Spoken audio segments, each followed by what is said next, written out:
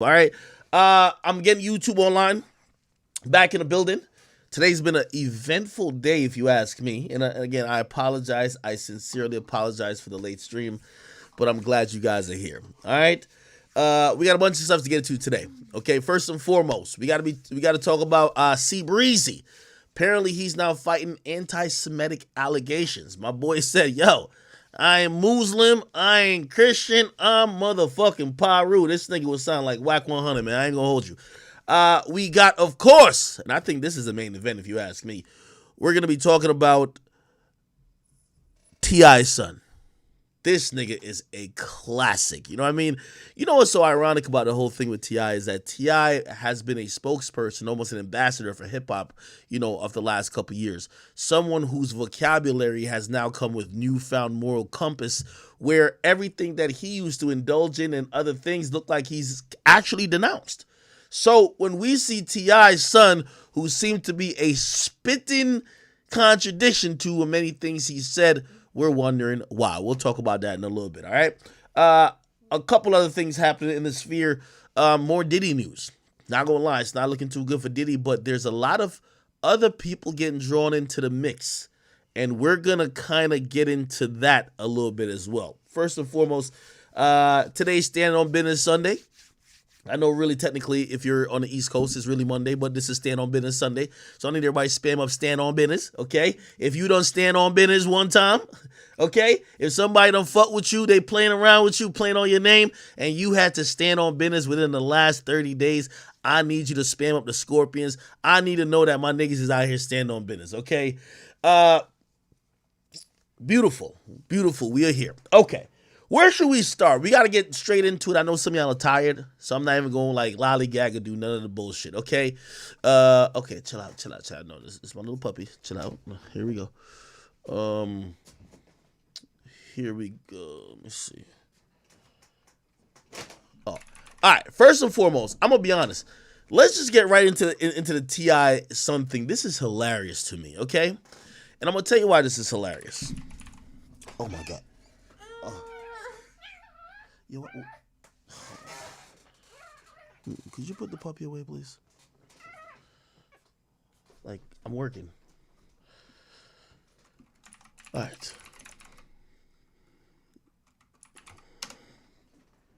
Anyway, so today, ironically, and I gotta set the timeline up a little bit, right?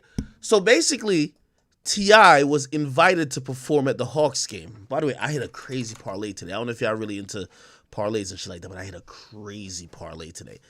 Let me see. Where's the Hawks game at? The Hawks game is actually, where is it at? Where the fuck is the Hawks game? Atlanta Hawks? Am I tripping? Oh, right here.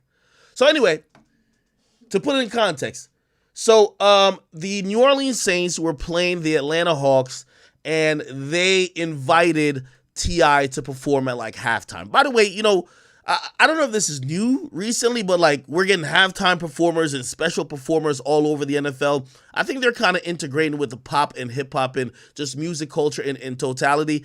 I don't know if y'all seen this debacle recently. Let me go to Twitter real quick. We seen motherfucking Jack Harlow halftime show, and this shit was abysmal. So basically a lot of teams, you know, look at this shit. Yeah. Yo, they said the total budget for this halftime show was $50, $49.99. Crazy. Look at this shit. Yeah. Look at this shit right here. I'm gonna have to mute it a couple times because I don't want to get like flagged. But basically, Jack Harlow came out with his homeboy. I think his homeboy was high off some LSD, some acid, some shit. Make a slick comment and see what that brings. I've seen it go down. We can reenact things. So this shit looked ridiculous, crazy, okay? And basically his homeboy was just in the back just doing a bunch of dumb shit. People commented on how cheap the set looked, which, you know, bro, it's a halftime show. It's not the Super Bowl halftime show. People were mimicking it and like just clowning it. Cling, cling, cling. Oh, you capping. Drip, splash, water, drip, splash, splash, drip, water. Basically, everybody was clowning this shit, saying this shit was terrible, bro. Okay? Look at this. Thank you. So nobody was fucking with it. People said basically it looked like this. I've been coming up. I've been so much lean. I've been getting stuck. I've been getting hoes. I've been doing drugs. Pause. Anyway, here's the whole point of this whole thing, right? It was It was basically T.I.'s, invitation to come perform at the Hawks game. Now, let me tell you how these things work in reality. You get invited to come to the Hawks game, they give you a nice suite, you could bring 25 people, you get mad tickets, mad parking passes. Why? You're the special guest performer. Now, why is T.I. the special guest performer? We all know, King of the South, legendary Atlanta rapper. If we were really going to think about a Mount Rushmore of Atlanta, T.I. is probably on it, right? Like, I think that's safe to say. Now, this is the problem here. And if you ask me, and I'm going to speak really just honestly, nepotism in music has created some of the ugliest people. People that feel entitled to the fame and fortune of someone like T.I., or people who feel like they have the same privilege as T.I. For example, T.I., who for years walked around saying he was King of the South, a lot of people accepted him for that, he could actually say he's the King of the South. Now, his son, this ain't like the motherfucking monarch of, like, the UK. If we have a king, his son ain't the prince. But don't tell that to motherfucking T.I.'s son, who T.I. ironically called king. So basically, they're in this suite, they're kicking it, and I guess T.I. and Tiny, who, that's his wife, they bring his son to the game, and off rip, his son ain't really feeling the vibes, okay? Also, here's the thing. T.I. surrounds his son with a bunch of friends and family, and basically, he's surrounded with people that's basically like kind of jonesing on him too. You know what I mean? Like, you know how family jones, like, I don't know if y'all know about black families. Like, a black family will, like, you show up to like a reunion or like Thanksgiving, none of your friends might have told you got fat, or like, yo, shit, your breath stink. Like, they'll say it. Like, they jones on each other. That's what black people do, bro. Anyway, shit went left from the get-go when T.I.'s son King went to the game. Now let me see if I can find the best video of this whole thing, because this shit is classic. Here we go. Is it 9mag? Does 9mag have it? So it basically starts from T.I.'s son kind of feeling like he's getting played. And I'm going to introduce this one thing, chat. Chat. There are people in this world, I've been running into them a lot recently. If you know somebody who feels like everybody's always trying them, it's like an epidemic. Oh, he's trying me. He's testing me. Yo, he think I'm a punk. Beware of those people. Those people are prone to act out, prone to do nigga moments, prone to a lot of Negro shenanigans that will make you feel embarrassed in the worst of occasions, okay? So let me see if I could actually find, where's the T.I. situation? Hold on. Because he was backstage, and I guess he wasn't feeling the vibes for a little bit. T.I. So is it this? Not this guy. Is it this? Maybe it's Chicks. Does Chicks got it? Where the fuck is it?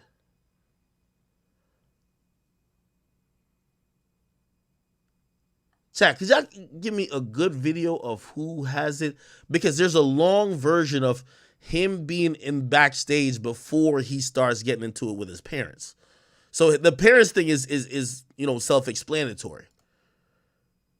But you could tell he's following around his dad at the arena, the Mercedes-Benz arena, or stadium actually, and he's kind of feeling like he's the man, but niggas is playing with him.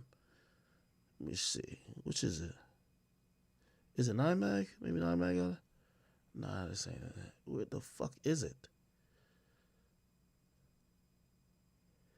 Could somebody send me a link? Yeah,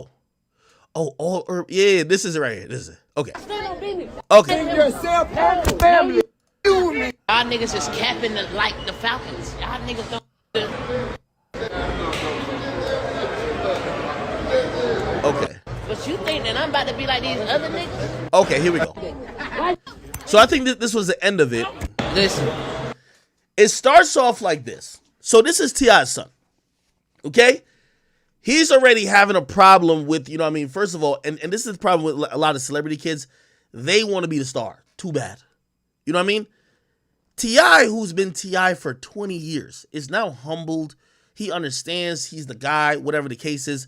This dude thinks he has some type of, you know what I mean, reign over either Atlanta or over everything. Just listen to him talking before shit goes left. Let me not start talking my talk because y'all gonna throw me out. You hear me? I want to hear you, nephew. Hey, don't nobody else want to hear you. If I ever get kicked out, look, watch this. If I ever get kicked out of this Mercedes-Benz Stadium, I'm gonna go to the original Mercedes-Benz Stadium. You dig what I'm saying? Yeah. You dig what I'm saying? Where's the original Mercedes-Benz Stadium? It smell like peace. Bro, y'all stop playing.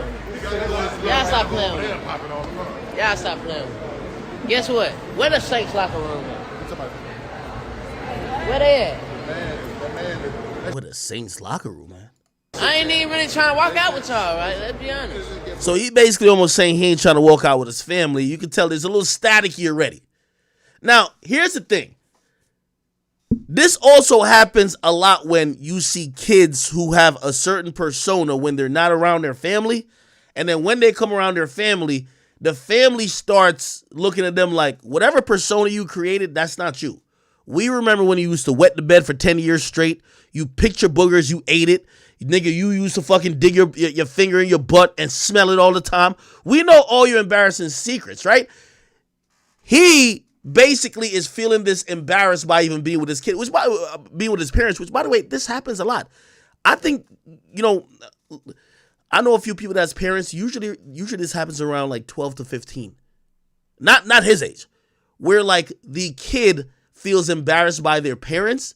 The only thing that's confusing with King is that he's taking advantage of all the luxuries that comes along with his parents being who they are, yet he still feels some type of either embarrassed or he wants to have his own identity, which his identity, if you guys don't know, wait, he's a hood nigga. I don't know if you guys noticed. He's a street nigga. They said that's prohibited. That's pro what? Prohibited. Bro, y'all niggas is capping like the Falcons. Y'all niggas don't watch the Falcons play. Who y'all watch? What last team y'all lost to? The last team we lost to. Yeah, because y'all just lost. To Tampa. Oh, okay. I'm just saying. I'm just trying to make sure niggas is really like supporting the team instead of just supporting the city. Because when I support the team, I'm supporting the city. You know what I'm saying? Just let y'all know that. I really, you know.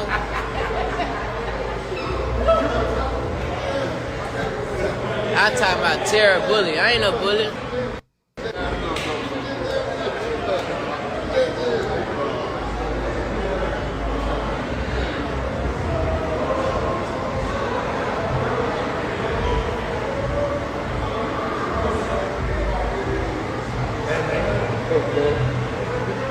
Y'all ain't watching the football, man. Okay. Y'all wrong. Let me skip through this a little bit. That's when Drew Brees left. Okay. But that's what, baby? Hey, where Bank at? He. Let me call y'all back. I gotta make some bets, man. What you say? Now you hear T.I.'s voice in the background, Make some bets, man. I'm gonna call. but his son is on live. This is the only reason why we're getting his son is on live during this whole thing. Call y'all back. I need y'all today. I'll call y'all. Okay, now here's some of this conversation. That be like a deep Yeah. for that 50. For that 50, man, I got a lot of 50s to worry about today. I got a lot of hundreds of 50s. Okay, now let me go quickly to a couple more things before I get into the actual heated conversation that he had with, like, you know, obviously his family. This is also him filming before, well, actually the game just started, and this is how entitled and how, like, you know what I mean, he's carrying shit. Listen to him. He posted this on his story, so it's nobody filming him. He's filming this himself. They better respect my people. They better respect my people. Y'all better respect my people. We don't do that, Atlanta. That's why he gonna miss. We don't do that, Atlanta. Y'all better respect my people. Y'all better respect my people.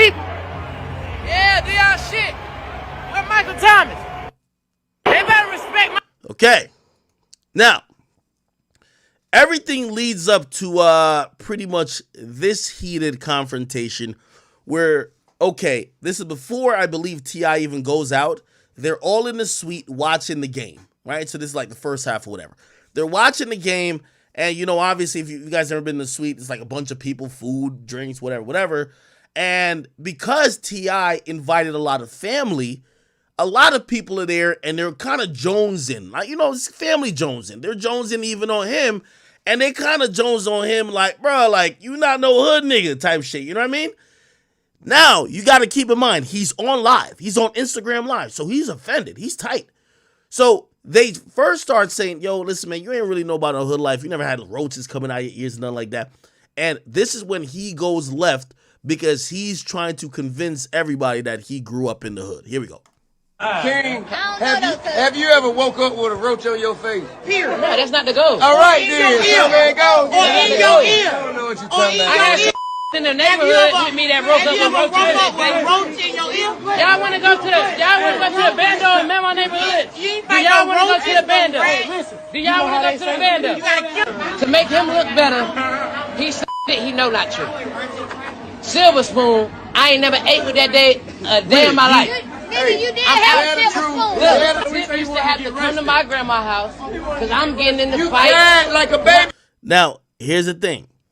And, you know, this is a lot. We have to have a lot of real conversations about this. We're going to get our jokes off and shit like this. But this is, we're going to have nuanced conversation down the line. Because this is the second time I'm hearing this.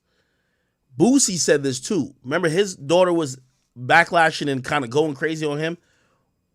Why was she grown like that? Well, she said pretty much she never grew up with him. He was incarcerated when she was pretty much getting her bearings and like doing her thing.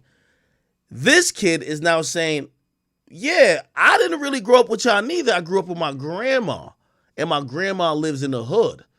So y'all are rich, you're right, but like I grew up with my grandma. So he's thinking he's a hood nigga because he grew up with his grandma, and his grandma live in the hood. You to go to your grandmama's house. Every day. You to hold your breath Every and day. throw tantrums to go over there. I don't want to be in these gates. I want to be outside in the neighborhood. Yo, chat, that's one of the most ridiculous statements I've ever heard. I don't want to be in these gates. You know what that means? T.I. is telling him, bro, you grew up in a gated community. He's saying, I don't want to be in the gates. I want to be in the hood.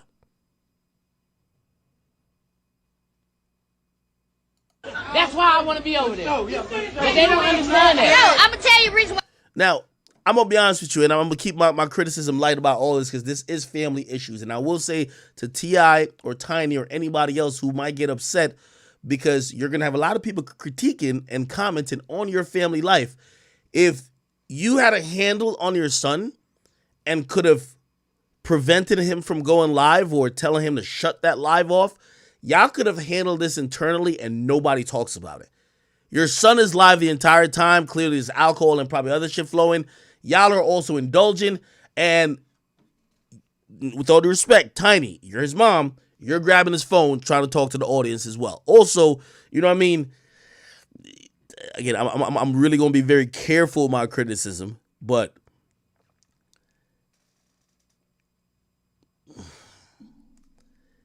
does Tiny have like a sew-in weave eyelash that's like blonde? What the fuck is going on over here? I know back in the day she had got like a surgery to change her eye colors, I believe, with her daughter.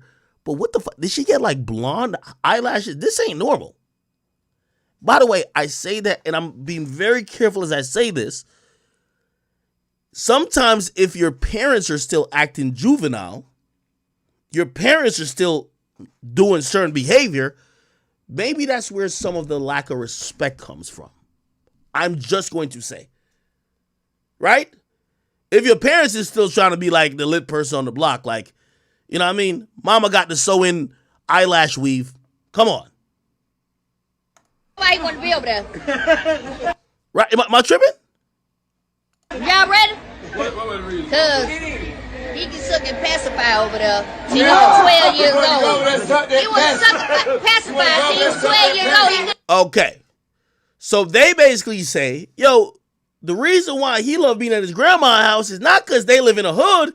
He was sucking pacifier since he was 12 years old. I don't know if he still does it now. He do that in the house. And they're saying that he couldn't do that at our house. So he cried like a baby to go over there to suck his pacifier. And by the way, they're saying he did that till 12 years old or either later. Crying like a baby, hold his breath. Yeah. Now, I'm going to keep it a bean with you. King, I fuck with you heavy. I actually want to interview you, brother. But that overbite says that they're telling the truth, gang. I ain't going to lie to you, bro. I know you might deny it, but that overbite actually co-signs what they're saying. You know what I mean? They say you was sucking the pass. I ain't say it. Don't get mad at me. That's Clifford who said it. That's Tiny who said it. They said you had the overbite. No. They said you was sucking the pacifier till 12. I was going to say, nah, that's cap. But I looked at the overbite and I'm like, they might be right. Trying to say I was over there trying to suck a passy, but they. Now, I ain't going to lie to you. By the way, I don't think, you know what I mean? And this is where we got to get into. I'm not a parent, but I do feel bad for King. I feel bad for King. I remember when that nigga Charleston White called that, said that nigga looked like a platypus. I never liked that. I didn't like that shit. Cause he can't pick his genetic features. I ain't like that shit. Keep it a bean. But I gotta be honest.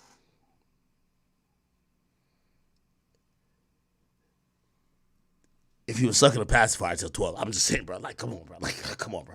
They ain't gonna tell you everything like that. They trying to hide it. Ain't nobody hiding Sugarcoat it. He capping. He capping. Hey, He know I stand on business. your car He know that. sir. Can't no nigga ever pull my car ever in life. I stand on business. You drop me somewhere, I stand on business. You drop me in your hood, I stand on business. Okay, now this is classic, showing out. This is what happens. And by the way, again, this is a nuanced situation if you really ask me. This is what happens when a parent tries to embarrass a son or embarrass a kid who thinks he's a grown man in front of strangers, right? It's one thing, like, sometimes you ever go to like Thanksgiving table or like it's Christmas dinner or something like that. Your mama might look at you and be like, damn, you getting fat as hell. And like, obviously she's just telling you the blatant truth, but she's telling you around family. So like that criticism, you ain't gonna be that tight about. Even if you don't like it, you ain't gonna be that tight about. They're in this skybox. T.I. and them is, whether they wanted to do that or not, I think they wanted to humble him a little bit. Like, yo, bro, stop with this gang, like, stop with this, like, hood shit, bro. You grew up, like, very privileged. Oh, your grandma, nigga, you went over there to suck on your pacifier. Stop it, boy. You know what I mean? Now you have the son who's feeling offended. He feel like he's getting little broed, especially in front of maybe extended family and other friends. So now he's turning up. He's on some I'm standing on business shit. I don't feel like you stand on business. Yeah. I've I've been stood on business. I've been stood on business. You want to hide it for the world, I'm going to put it out there for them to see. Hey, man, I would have put up nowhere. You ain't had me put up nowhere. Like, you ain't had me behind the mansion. I was outside doing what I wanted to do. You was behind that till you cried. No. Damn, you heard Tiny. Nigga, you was behind the gated community at the mansion till you was crying. I got too much to drink. I drunk too much. So he's saying to his mom and dad, yo, y'all, and again, this is classic mom-son shit, right? Or parent-son shit, especially when you get to a certain age. Yo, y'all drinking too much. Because y'all over here trying to make me look like a hoe. That's basically what he's trying to say. You can imagine he probably brought a couple of his friends too. So they all looking at him like, damn, I thought this nigga King was like that. Like, they basically saying this nigga was a punk. Drunk too much. Let's go. Get mad because we say the South ain't the suburbs. Then he want to talk about some other shit. Like this being just being sick. No, I'm being real. You lying. You lying. You over here flagging. You're capping. You capping. You capping. You capping. You capping. You capping. You capping. I know. I know you. You capping. I know you.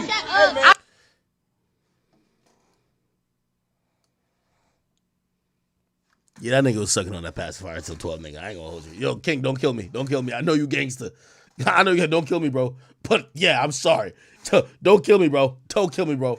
Somebody said, was this from personal experience? Nah, this ain't from personal experience. I don't have those issues with my parent particularly. But once you realize, King is making a point that I know is true. A lot of times you hear, and I don't know if was it this or somebody else said it. A lot of times parents will put a Band-Aid over like your childhood growing up. And yes, is King privileged? Yes. But maybe were there moments that he didn't live at the mansion and he had to live with his grandma for whatever reason? Now, they're saying it's because he wanted to suck on his pacifier, which is wild flagrant, right? But clearly his childhood, he has it's actually Boone. I'm gonna play a Boone clip where he's responding to his mom. And he basically said to his mom, he said, parents do have a hard time when you try to tell them that maybe your childhood wasn't that rosy compared to, as they thought it was. And usually the parents are going to dismiss it because the parents are going to be like, when I was your age, I went through a lot more. You feel me? So that's the only reason why I'm trying to give his side a little bit of merit. And I want to keep it fair too. Okay? I know you. I know you. Ain't no mystery about here. I know you though. Damn, why are you talking to T.I. like that? I know you though. I know you though. I know you. What's wrong with y'all? Why y'all doing that to me? Y'all know me. I think that's his mom. You know I stand on business. You know I stand on business. Why? You know I stand on business. Yo, I'm gonna be honest with you. T.I.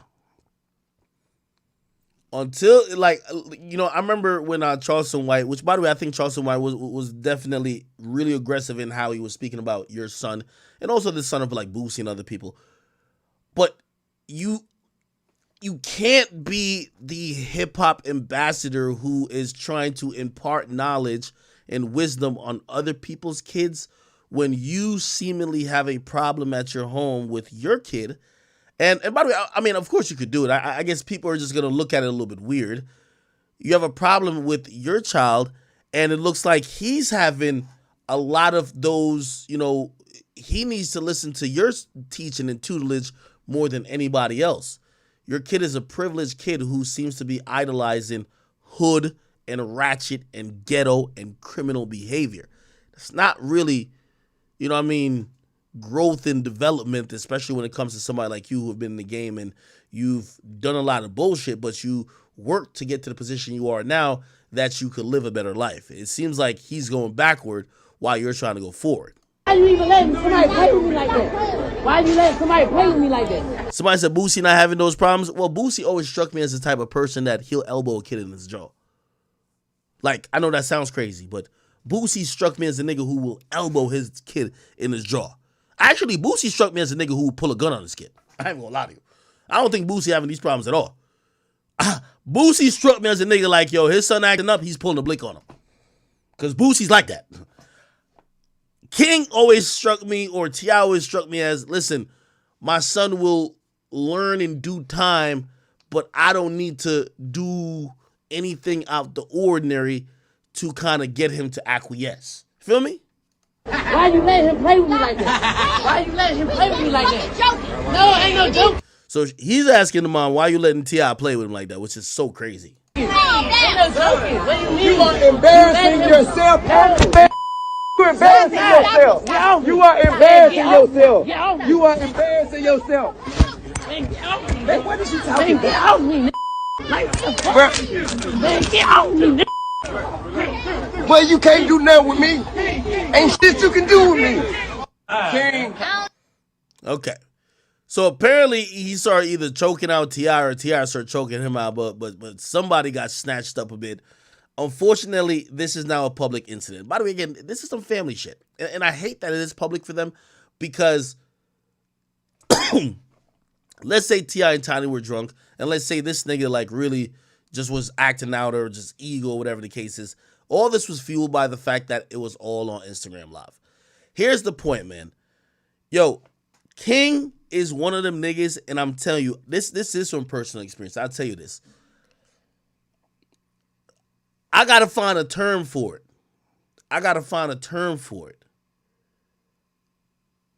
it's like triology or something like that. I gotta find a nice term for it. I know a few people, just honestly speaking, who walk around this earth and at any little thing they feel like people are trying them. They're testing their gangster or their Negro image or whatever the fuck they have built up in their mind to inflate their ego.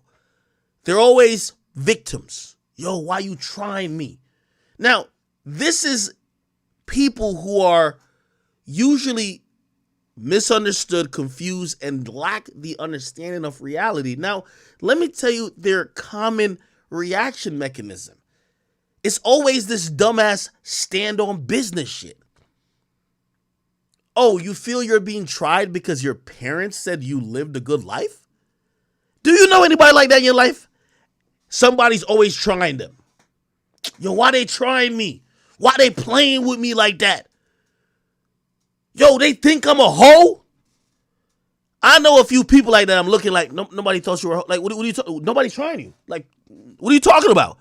Those people are delusional. Delusional. So he's in this room. They're jonesing. Man, I go around my family. The first thing my mama say, if she noticed I gained half a pound, damn, you getting fat. She ain't trying me, nigga. She just, yo, you know, listen, I don't know about, maybe it's American people. Listen, I got Jamaican mama. They gonna keep it all bean. Shit, you try to whisper something like, damn, your breast stink. What the fuck, nigga? You brush your teeth? Give it up. Damn, nigga, when the last time you been to the dentist, your teeth getting a little yellow. What the fuck? Damn, nigga, you so, your shoes look crazy. Like, they'll tell you the shit your friends even won't tell you. That's not trying you. That's family banter. Now, the reason why I think King suffers from that is because he's walking around with this ego and wanting to prove some shit. He wants to prove that he's gangster, that he's standing on business. Now, remember I told you, the people who walk around in life thinking everybody's trying, which, by the way, they always lack common sense to realize you're the common denominator. How come you're the only person always getting tried? Everybody's always playing with you. It usually encourages a crash out. Oh, okay, now I got to stand on business. Because I got to show these people I ain't no hoe. Your family's making a joke with you. You could joke back at T.I. Even though it's your dad. Now he's getting upset, I'm standing on business. Not realizing how ridiculous and how idiotic it sounds. T.I. even tries to have a moment of, yo, you know you're embarrassing the family. Again, the people who say this, let me tell you this, you know the person I'm talking about in your crew. If you don't know that person, that's you. The person who walks around, they're in the club with you. All right, y'all in the club, y'all vibing this and third. You know what I mean? With everybody taking shots, whatever. All of a sudden they tell you, yo, that nigga keep looking at me like he trying me. Like, no, he not. Like, what are you talking about? He's not looking at you. The fuck you talking about? Nigga, we all just, bro, like, he looking at the bottle of girls. We all looking over there. Like, he's not looking at you. All right, go back to dancing, whatever. Yo, this nigga's playing with me, nigga. Yo, he just ordered 5 more bottles. It's like he think I'm broke. No. He just wants to order bottles No, he's playing with. You know people like that, Jack. That's King. Insecure. Lacks self-awareness. Thinks everyone. It's also main character syndrome. Everything revolves around you. Can't take a joke. They dish it out. When it comes back to them, people playing with them. People trying them. Yeah. I know a couple people like that. I know a lot of people like that. They clown all day. Somebody say something to them. Wait, is he playing with me right now? I'm like, bro, no, it's a joke. Nah, chill out. Now, just chill out.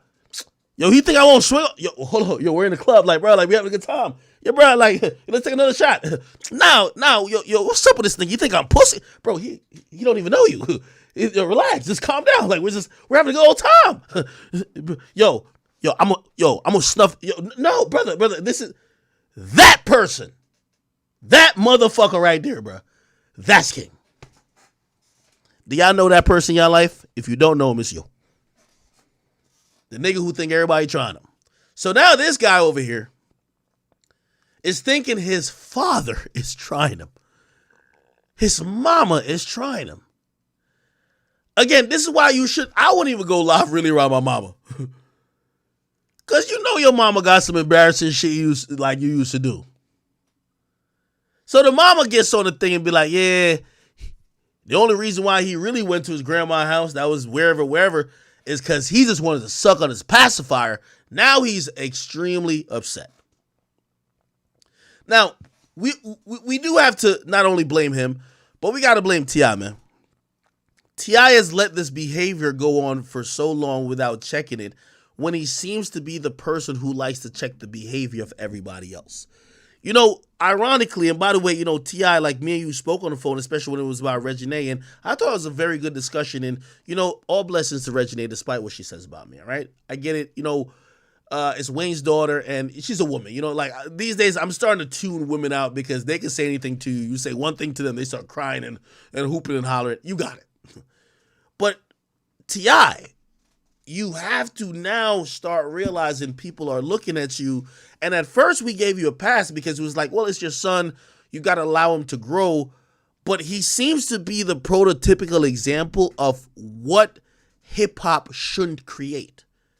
Hip hop creating a life for you who came from nothing. You was the rubber band man to now you've made it, and you went from rags to riches. Literally, you went to a lot of pitfalls. There was a time you could have done 20 years. You got caught with guns, silencers, grenades, rocket launchers, like all type of shit.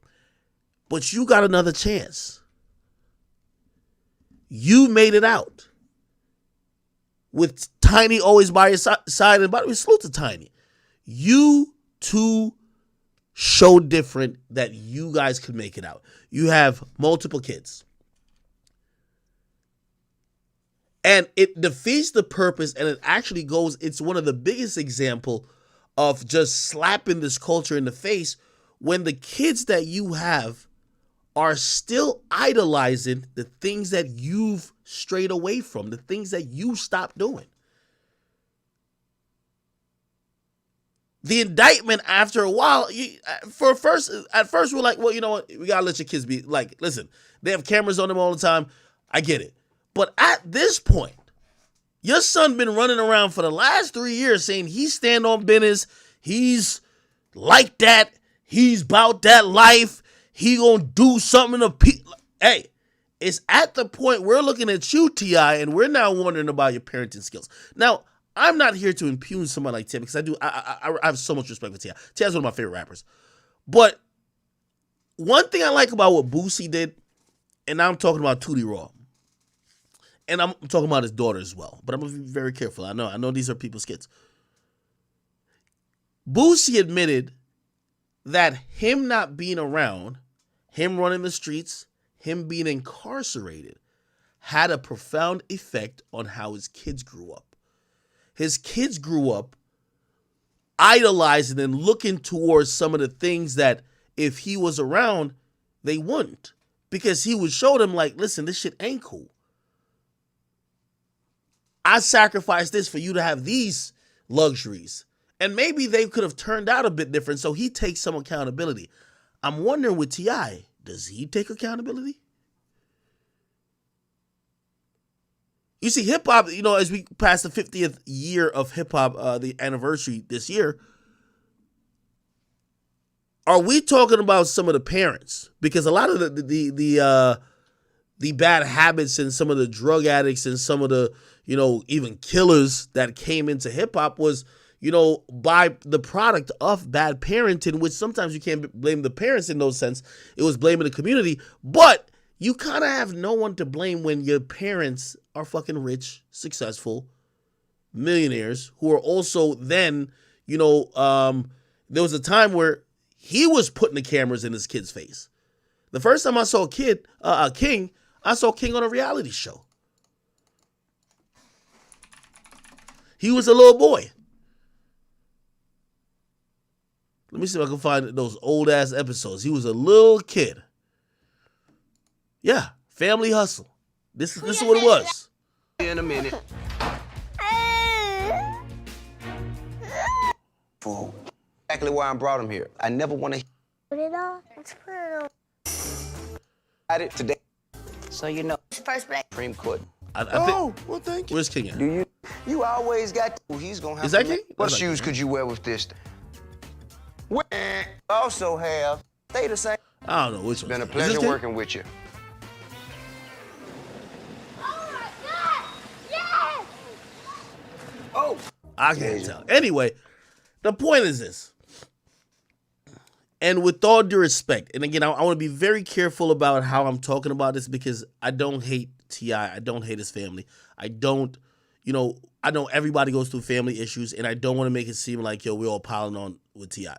But we also do have to start questioning T.I.'s parenting a little bit. His daughters got some issues too that somehow made it into the public. And by the way, everybody got problems, but it's all about what's making it to the public eye, right? Remember his one daughter, what's her name, Zonique? She was like, I think T.I. was like, he pulls up to the gynecologist to make sure she ain't fucking or some shit like that. And then I believe she opened up about how she felt about hearing her father discuss her yearly trip to the gynecologist to check her virginity, right? She talked about it, saying, things are uncomfortable for me right now. We're all in this house together and I have to see my dad and be around him. We're in a foreign country, so it's not like I can leave and get away. I'm scrolling Twitter, and I've been tagged on a post. The only word I saw was gynecologist. I didn't even need to read the whole title.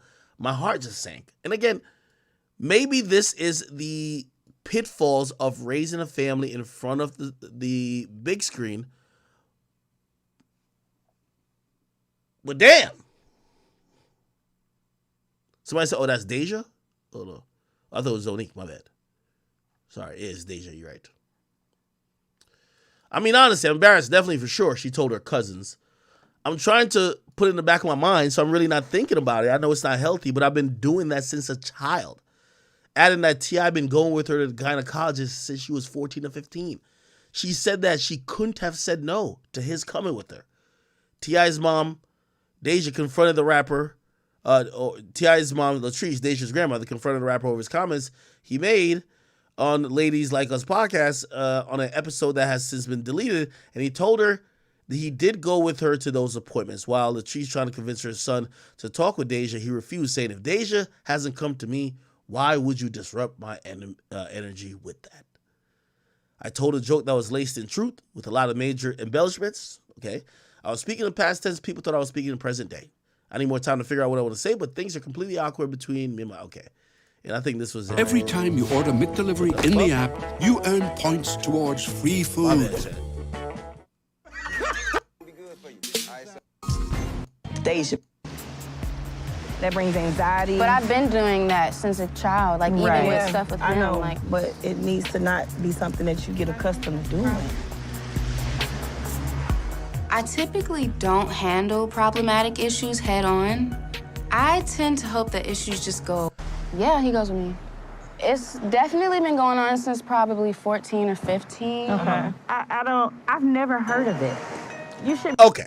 So the reason why I even bring this up, and I know some of y'all might be like it's unrelated. The reason why I'm bringing this up is that, man, a lot of T.I.'s family issues not only have gone public, but when I normally see a kid acting out, like for example, King, the inclination that I have is to say, shut the fuck up, you ungrateful motherfucker. This nigga gave you're literally born with a silver spoon in your mouth and you want to be gangster. And I still do think that. I think that he's wildin'. Facts. I do think he's wildin'. But I also have to think it's a little bit more complicated than that. Again, with all due respect, it's clear that something was lacking in the growth of King, or how he grew up, or his childhood, or where he was at. According to him, he spent most of his most fond moments in the neighborhood. They think he spent most of his fond moments behind the gated community. That's all to be discussed. So I can't just only blame him And yes, he is tweaking, but I gotta also look at T.I. and them and be like, yo, what the fuck are y'all doing? Do y'all get what I'm saying? Here's the thing. And you heard King allude to it. He said, well, if we don't, like, I'll put it out for everybody to know.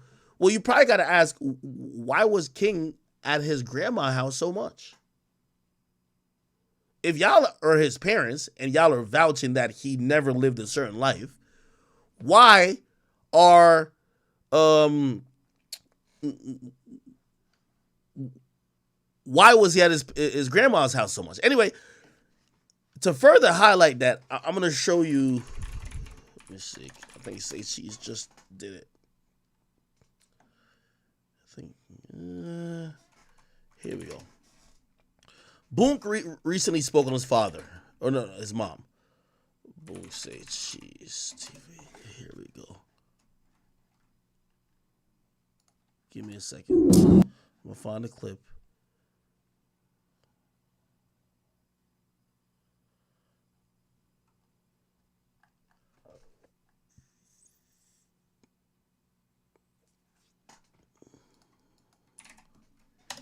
I gotta find it on Twitter chat.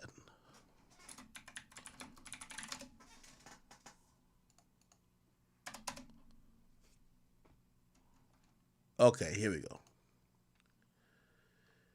So finding the original video.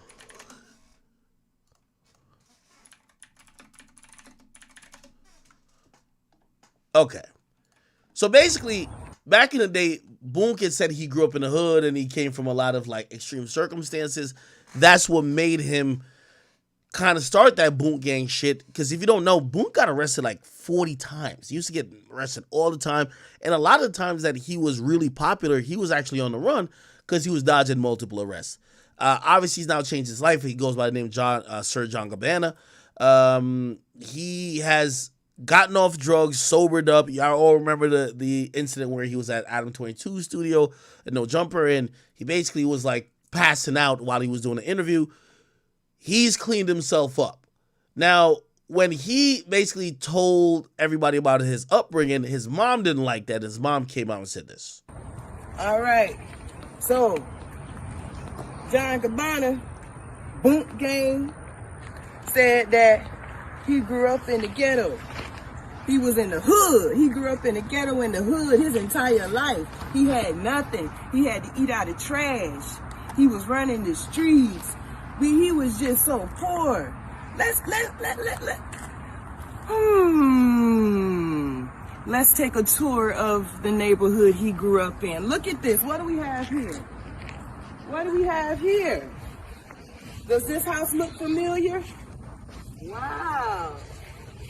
Does it look familiar? This is the house he grew up in.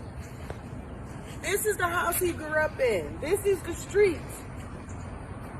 Right here. He used to be outside all the time. Him and his brothers and his sister with no shirt on. He had no shirt on at all. And none of the neighbors, none of the football team, basketball team, nobody in school saw those slave beat marks, did we? Huh? Did we? Come on. Come on. Let's tour.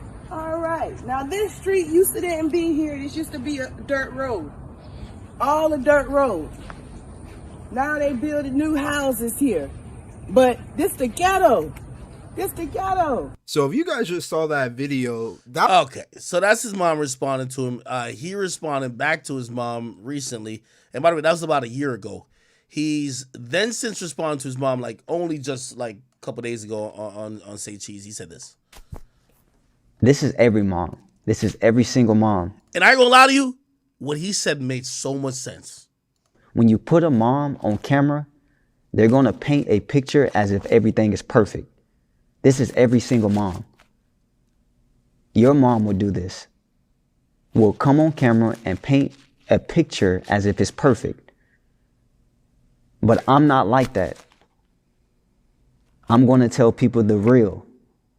Every single mom will get on camera and paint a picture as if their household is perfect and was perfect. And women do women do things, you know, women have a certain way they go about things, bro. So because she's my mom, I didn't feed into it, and I'm not going to feed into it, because God say, honor your father and mother and your days should be longer. Facts. That's right. So I'm not going to feed into it. But I'm going to tell you this. I gain nothing from getting on camera and telling people a lie. I don't benefit from that. I don't benefit from that. What do I benefit from telling somebody that I was abused, that I grew up a certain way, that I had to eat out the dumpster? If anything, I get like, that's something people will make fun of me about. So I have no reason to get on camera and be flawed or paint a picture of myself. I don't gain nothing from that. So, but with the relationship with my mom, she's my mother. Whatever she go on camera and do and say about me, I give it to God. I give it to God. He will handle that. And in time, everything that's broken or whatever will be restored. But as of right now, I treat her as if she's my mom, because she is my mom. Respectable. Very respectable. It's one of those things. Now, let me kind of connect this back to the T.I. situation. It's very easy for us looking from afar to say, yo, bro, and again, especially with King, to say, yo, my dude, like, you're fucking privileged. You had zero problems in life. You know what I mean? Again, we really don't know what he's been through.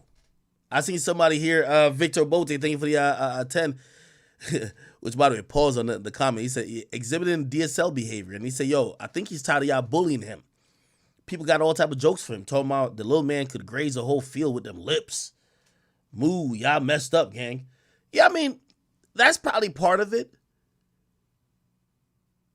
It's also a part of it where, you know, how active was his parents? We don't know. Just having the resources there for somebody doesn't mean you're being a great parent. And I know the jokes probably was getting to that nigga too. He sees it. Y'all nigga calling him TVD.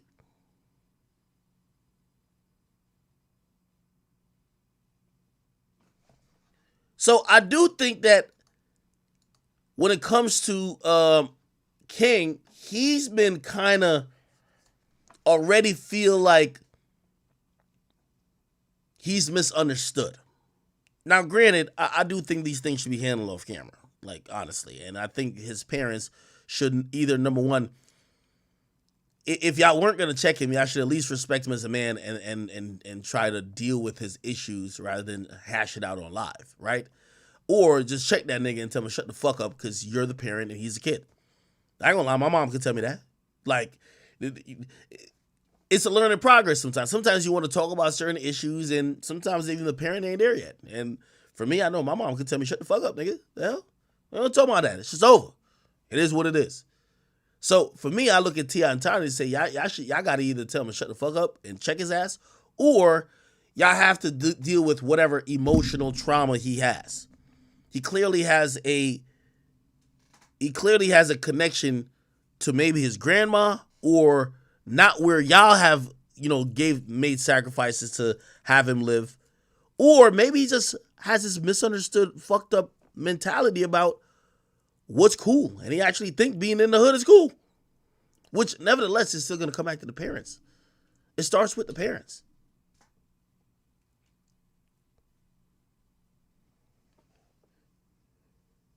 I'm just saying, y'all got to stop playing with, y'all 100% just got to stop playing with my boy, man.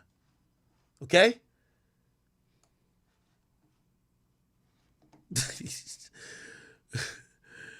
Oh, man. Oh, man. Nah, leave my boy alone, man. If I see one more nigga calling this nigga TVD, man, I'm going to really hook off on one of y'all niggas, man. I ain't gonna let this shit happen no more. Okay? Okay. Somebody said, you can't talk about the hood when you have a diamond chain. Let's be real. Well, here's the thing, too, though. I'm glad you said that. Whoever just said that. Triple C, thank you for saying that. Well, you got to realize, when he was born, he saw his father talking about the hood while his father was rich. I think that's where y'all missing it. Y'all are saying, yo, well, you can't talk about the hood. You got a diamond chain on. You're right, he got a diamond chain on. But when he grew up, he saw his dad talking about killing niggas, murdering niggas, robbing niggas, selling drugs, doing all the hood shit while his dad was rich. It's not like his dad changed it up. His dad was still rapping about doing everything that he maybe used to do, but he was rich. So he's looking at it like, okay, so I'm me being rich, I shouldn't mean I can't talk about it or I can't feel like that's what it is.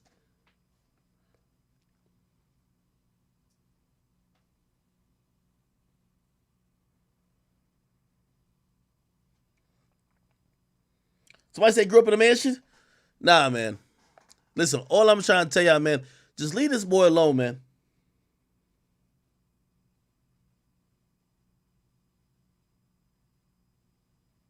If I hear one more motherfucker call this nigga Teeth Keith, I'm gonna get tight with y'all, man. Leave that nigga alone, man.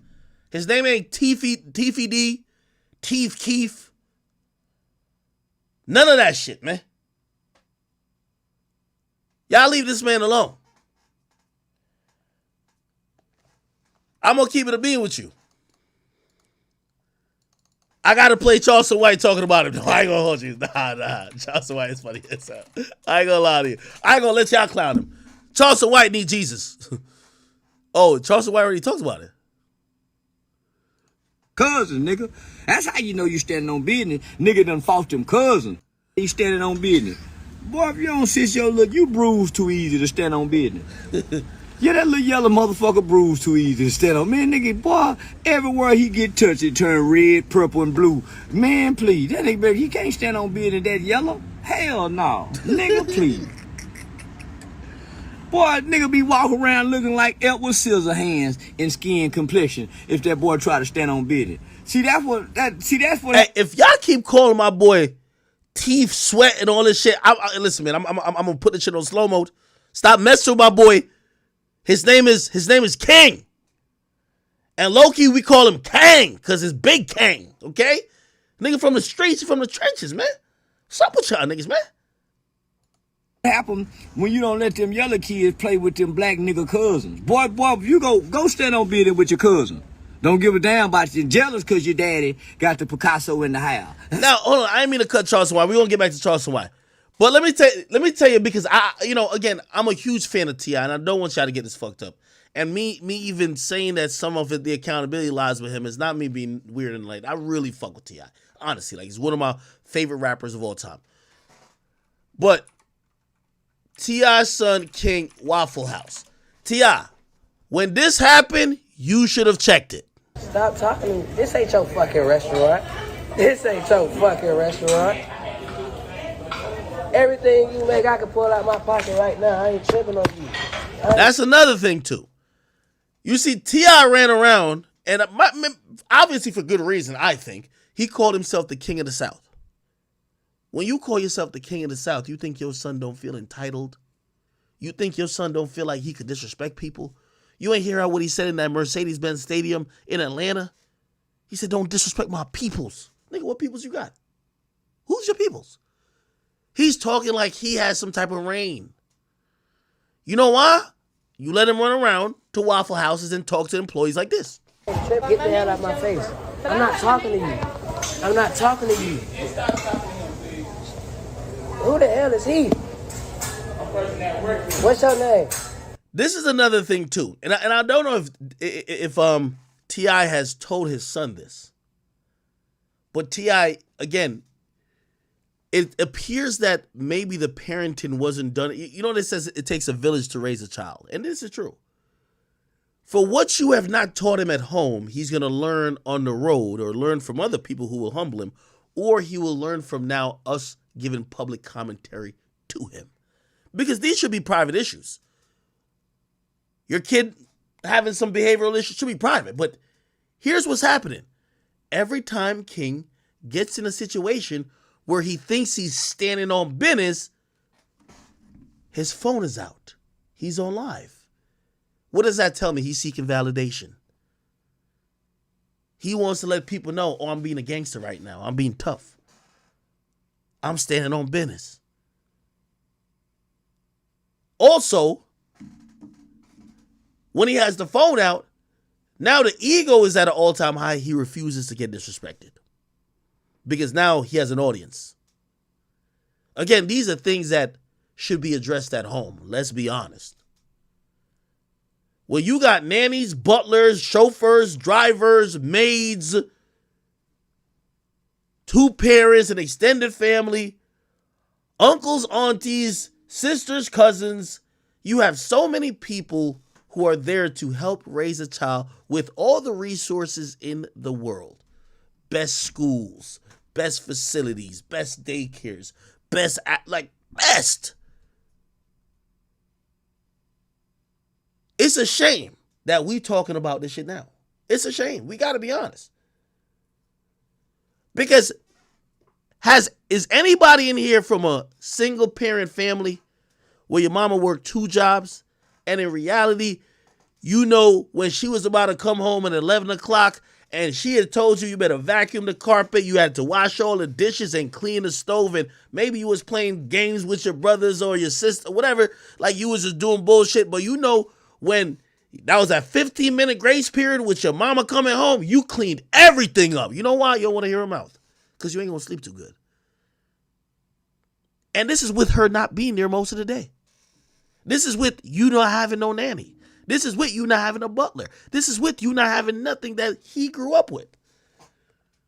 Y'all know if your mama came home and the sink was still full of dishes, it was on and cracking. And your mama was doing it by her goddamn self. But he got all the resources in the world. And he stand on business. We got to talk about this shit, man.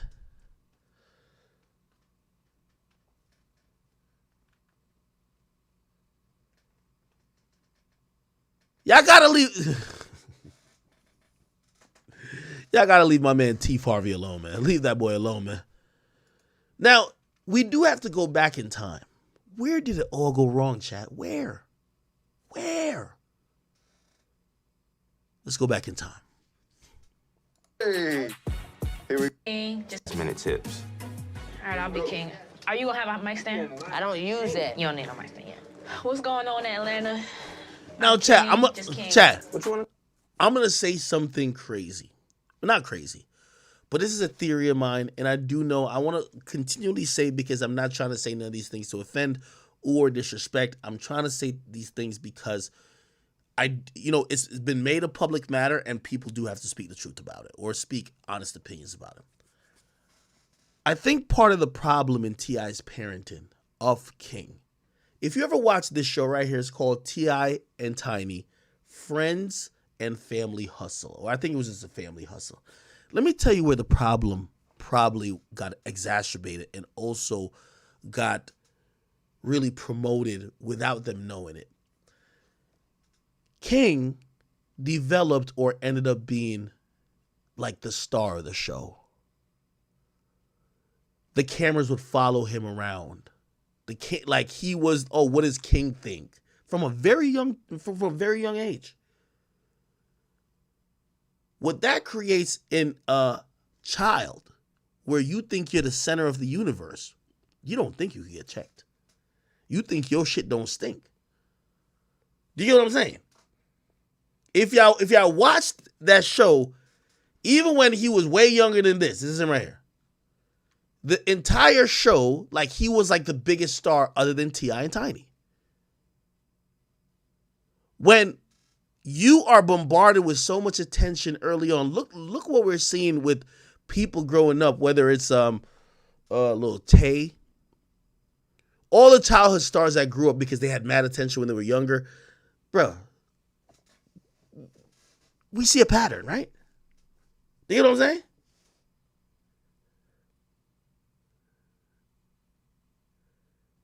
Yo, y'all are wildin'. Y'all are wildin' in the goddamn chat.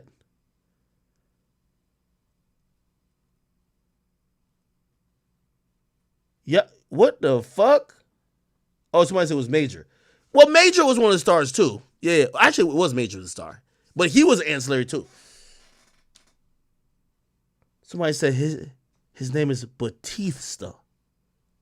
Oh my God, King of the Mouth, Teeth Fest, Molar Express. Yeah, I will not call my boy Teeth Grizzly. I will not let that happen. I will not sit here and let y'all refer to my boy Kang as Tooth Shiesty. I won't let you do it. I won't let you do it no more. Stop it. Stop it, Chad. You fucking stop it. Yo, VHS, I will get you banned out of my chat if you call that man Trader Tooth one more time. I do not like that. Stop it. Oh, my sweet Jesus. Hey, Francisco, this ain't a joke, nigga. Did you just call my boy Teeth Pain? Stop it. This is getting out of hand.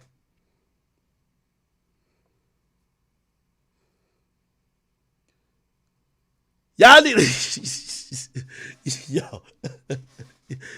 why does y'all gotta cut this out. Y'all would not call my boy Central Teeth. Nah, this is getting out of control. This is getting out of control. All right, man. We're gonna have to move on, man.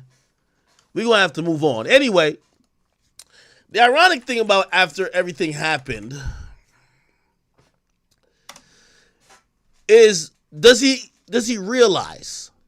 Does he have some self-awareness?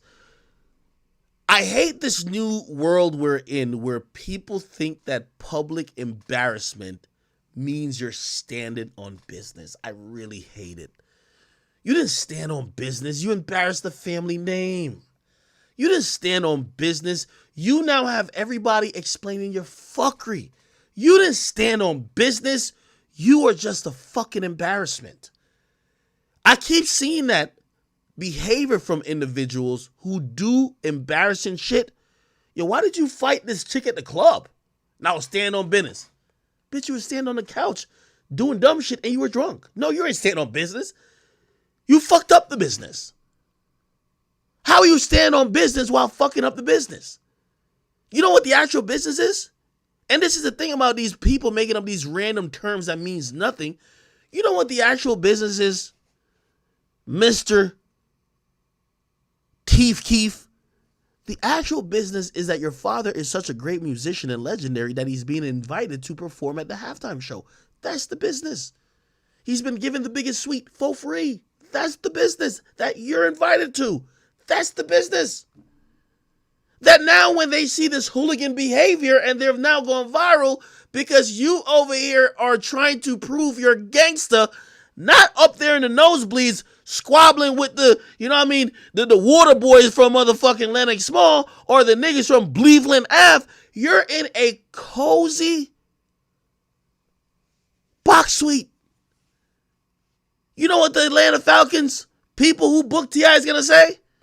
Maybe let's not get T.I. next time. His son shenanigans is overshadowing the game.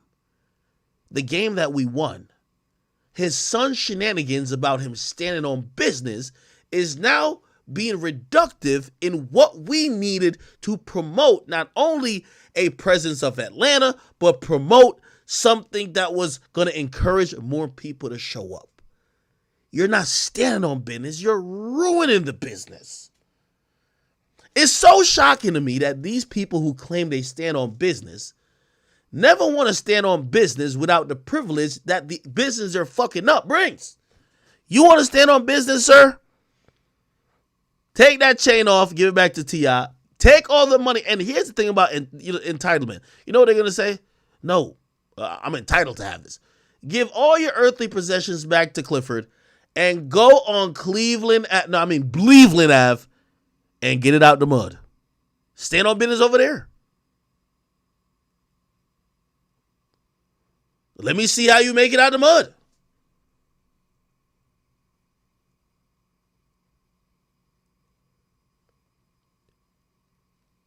The phrase stand on business, I wish would be replaced by one better. Stand on your own fucking 10 toes. Stand on your own reputation. You're not in that box suite without T.I. Stand on your own reputation. Stand on your own merit.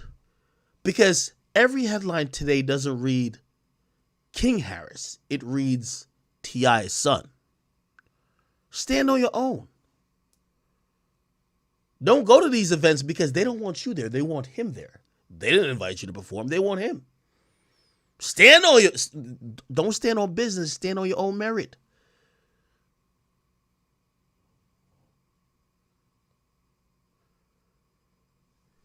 You won't have to stand on business if you're creating the business.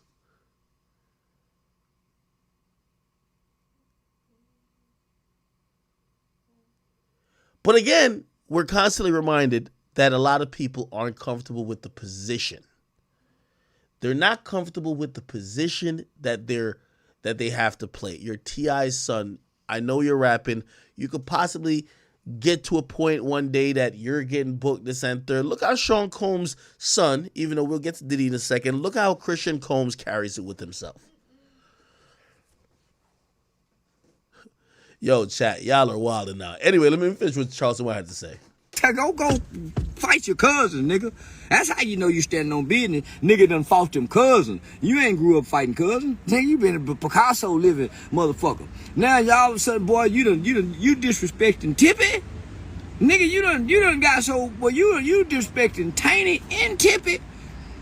Shit, nigga, please. I cut your ass out the wheel. No, I wouldn't. I leave your ass in the wheel. And boy, I skin your ass up, having you smelling like burnt rubber. Yeah, I have, boy, I skin your motherfucking ass up, having you smelling like burnt rubber. Nigga, fuck is you talking about? You want to dethrone the king? Is that what you want to do, boy? You want to dethrone the king? Yeah, boy, keep on saying, I'm talking about put you in all kind of finger, forehead lock. And yeah, make you say, Daddy, I quit, Daddy. Say it louder, nigga, in front of walking back out to the field. And so, Daddy, I quit, Daddy. Yeah, he gonna kick you in your motherfucking ass. But had he done it last year, when I made a request, Tip get you whooped the boy. Didn't nobody want you. That wasn't that. You been over there with your white grandmama. Yeah, that wouldn't happen. You the kid been over there with the white grandmama, Tiny's mama. So you a little unruly, little mulatto baby. Yeah, you unruly than a motherfucker, boy. And you can't have no good luck, no blessings. Nothing's gonna come good to a yellow unruly nigga. Y'all have it hard. You better not go to jail. Boy, your dad, T.I. can't let you go to jail. Cause they go fuck the dog shit out of you in jail. Yeah, boy, you go walk through there, and them niggas go see them lips on that yellow skin. So, nigga, please, you better settle down, boy. You don't know what's in store. I know y'all ain't call my boy Teethy Wonder. That boy don't know what's in store. He don't know it's a nigga down there go crazy over that bushy hair. That grow on his head with them pink lips on that motherfucking palish yellow skin. I'm telling you, nigga, you better settle down and listen to your daddy. When your mama got to you, you should be saying, yes, man. Okay, mama, you right. You right, mama. Nigga, Tip wasn't supposed to come out the back hollering about, nigga, my history ain't no mystery. You done made your daddy pull his gangster card out way from the back. It sounded like your daddy was way back there when he had to come way up here to confront you. Nigga, my history ain't no mystery. I stand on business. You ain't hit nobody. You ain't toe up nothing or nothing. You don't stand on no one. Nigga just stand on business and tie up shit. Shit get knocked over. That's another thing. I'm going to pause and I want to say this too. Yo, King, man, I hope you understand, my brother, that because you are who you are, the only way for you to gain respect for standing on business is for you to crash out. Are you down to do that, my dude? No matter how loud you shout it, people want to see it. Standing on business, that's like a colloquial for actions, not words. People want to see you crash out. They want to see if you're that committed. Because you say put you in any hood, you good. They want to see if you're down to go to jail. Could you handle it? Down to catch a homicide, a little shooting charge, a gun case. But that shouldn't even be your life. So how far are you trying to really go with this shit? Over. Yeah, you didn't do nothing. By the way, Veronica, thank you for the 20. She says King King Latifah. Hilarious. King Latifah. Hilarious. King. You didn't do none of that. Miles Connor, thank you for the 10. He says, yo, Act, you have to realize that he's a product of bullying. He was a very tiny kid that would flex because of his parents and would get whooped in school. Now he flexes with pistols and is emotionally unstable. Wow. Somebody tell Kane, when niggas stand on business, people get hurt. Didn't nobody get hurt but you when your daddy hurt your feelings and put you in that restraint mood that they used to put us in the boys' home because they couldn't slam us on our head. Let me go. You wasn't stronger than your daddy. You couldn't get out that move. Nigga, your daddy you couldn't get out of there. So just settle down, son. There's better ways that you can go about expressing your childhood trauma. Now you done run to the internet saying, if y'all said with the po me shit. Did somebody say Teeth Ledger? Oh, hell no. That po me shit. Yeah. Little Teefy, the Grim Reaper? The dental Grim. They said little Teefy, the dental Grim Reaper. Blunt, trying to act.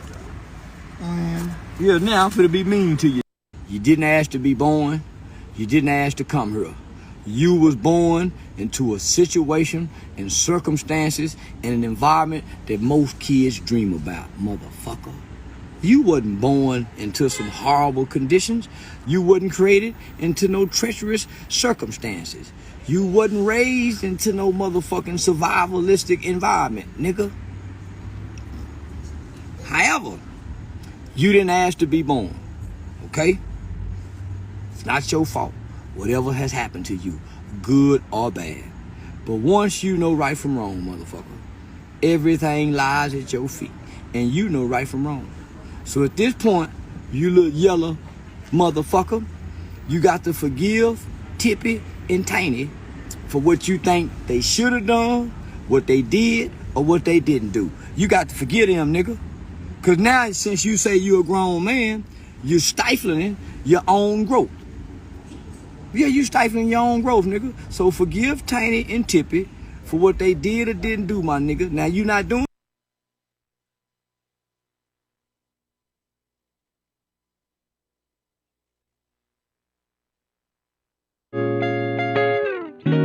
Son, y'all didn't have nothing to say about me. He was fucking with everybody crying about me fucking with Boosie. Everybody crying about me fucking with Boosie. Nigga, I'm taking up for Kanye West. Yeah, ain't nobody crying about the nigga fucking with Kanye West. Nigga, fuck Boosie. Boosie got something to say about Dwayne Wade's son. Y'all didn't have nothing to say about me. He was fucking with that 12-year-old little boy and girl. Boosie. I'm standing with Kanye West. Yeah, listen, it don't look nothing like that T.I. boy. That is just more little Tootie Raw is more likely to get his ass shot by the police than my son, little Miho. Yeah, Miho, I can't see Miho getting shot by the police. Miho is a light-skinned, handsome, mulatto little boy with good hair and it's curly. Boy, listen, it don't look nothing like that T.I. boy. That boy T.I. boy done put that blonde shit on this motherfucking hair. Yeah, he damn near look like curly hair Halbert the Duck. A platypus mouth little boy. That boy lips long in the motherfucker. Boy, that T.I. boy look yellow, them little old pink look. Halbert the Duck. A platypus mouth little boy. That boy lips long in the motherfucker.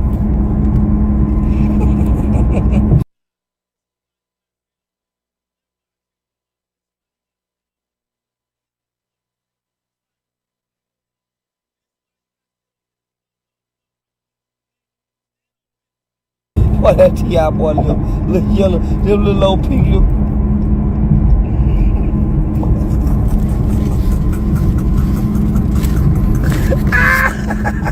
My bad, chat. I was saying, yo, listen, never mind. I changed my mind. I'm back with T.I.'s son. This is exactly why you guys stand on business. Niggas be disrespected. Niggas be trying you, bro. It's curly. Boy, listen, it don't look nothing like that T.I. boy. That boy T.I. boy done put that blonde shit on his motherfucking hair. Yeah, he damn near look like curly hair Halbert the duck. Platypus mouth look, boy. That boy look long in the motherfucker. Boy, that T.I. boy look yellow, them little old pink look.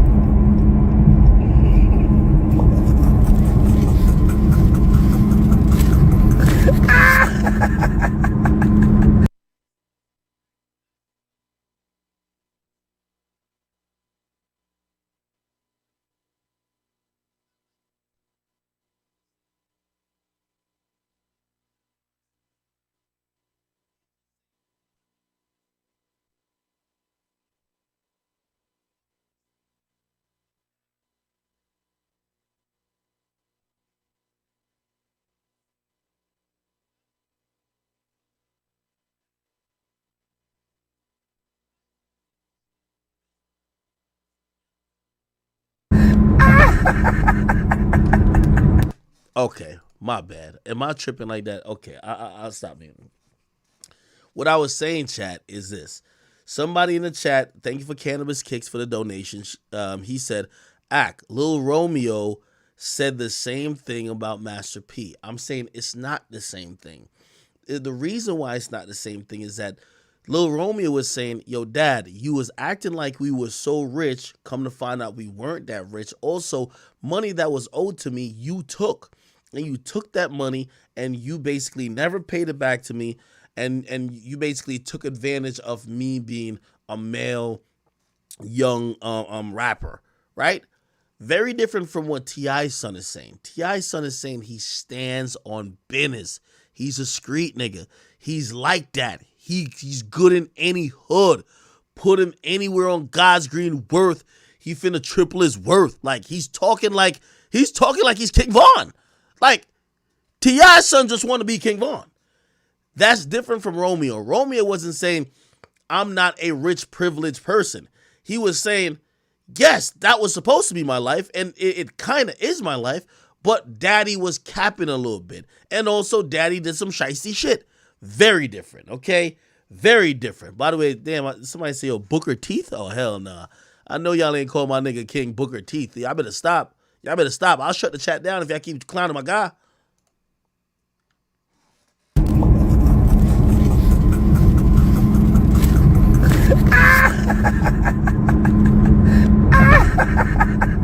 By the way, KO Elixir, thank you for the $100.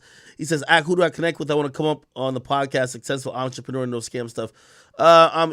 Email me and tell me what you got going on. I'll try to review it. You know, you should know my email by now, or if not, get it from Mada. Yeah, this was bad. Here's the saddest part about it all.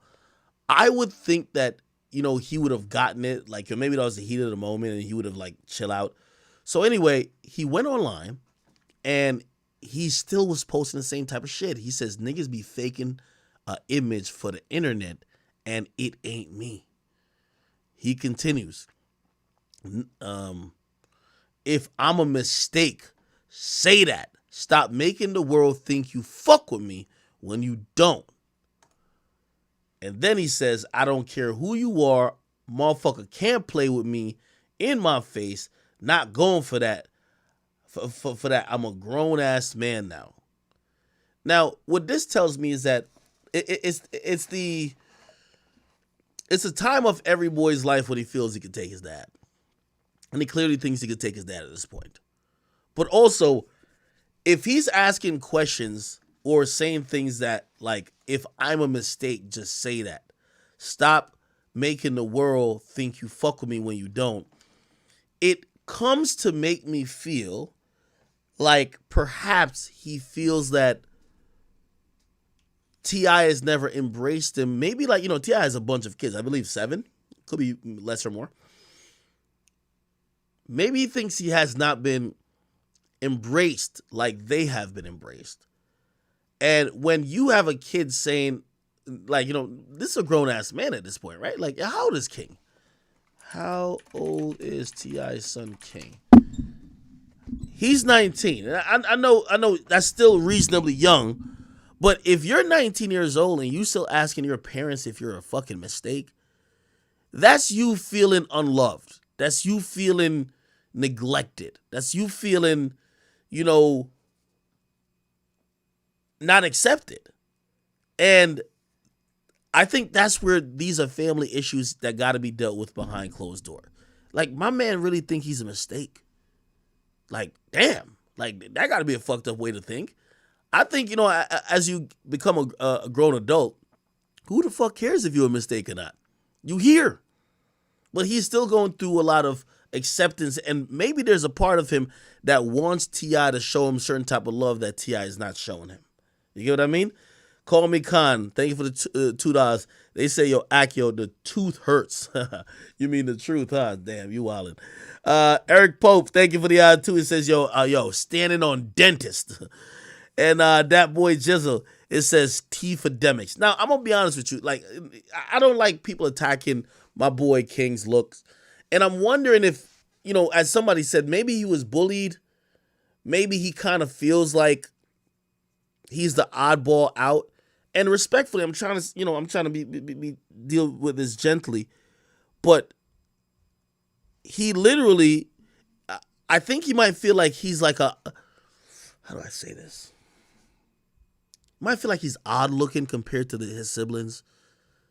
Like, he's the only one who looks like that. Like, no disrespect. Like, I'm not trying to make this like a thing because I don't want him on my ass. Yo, I fuck with you. I literally fuck with him. I ain't gonna lie to you.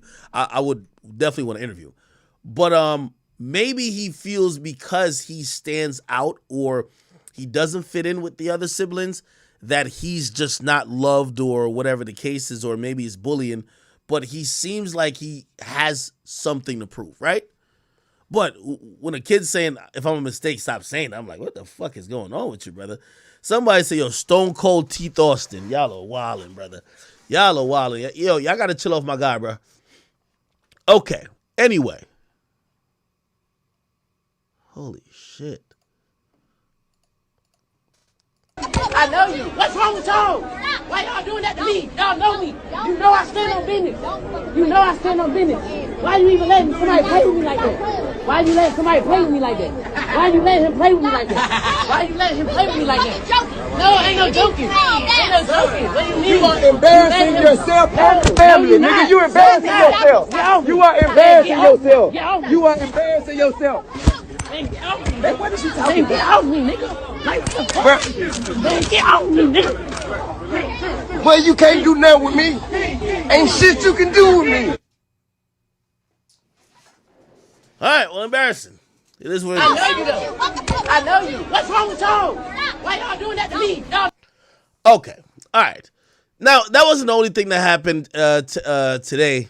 This was kind of like one of those random ones, but some people, and by the way, I think I'm about to get this off my page too. So, yo, by the way, Drill, edit this part the fuck out, nigga. I ain't trying to get struck by them people. You know what I'm talking about? Anyway, Kanye West was seen with Chris Brown, Ty Dolla $ign, Vori, and who the fuck is Bianca? Oh, Bianca's his wife. They had a private party in Dubai where they were like previewing and like turning up to some of the new music he has. He has this one song out that some people seem to enjoy. By the way, there's some other versions of it. I think Dirk got like 2 versions or whatever of it. Anyway, he was turning up with C Breezy, and while turning up, essentially this clip started making its rounds around the blogs. Okay, this is how they were turning up, and you're gonna hear a lyric that honestly at first I didn't think there was that big of a deal, but apparently it is. Okay. Anti-Semitic, I just fucked the Jewish bitch. I just fucked Scooter's bitch, and we ran up like a lesbian. Anti-Semitic, I just fucked the Jewish bitch. I just fucked. Okay, so he basically, I think he was saying he's not anti-Semitic, but he just smashed a Jewish chick or whatever the case is. Apparently, a lot of people were upset at it, but not only, I guess, Kanye is a lost cause. Obviously, you see Ty Dolla $ign who's here chilling, but he ain't really turning up like that. See Breezy, you know what I mean? He's chilling with Kanye or whatever, and he caught a lot of flack for this.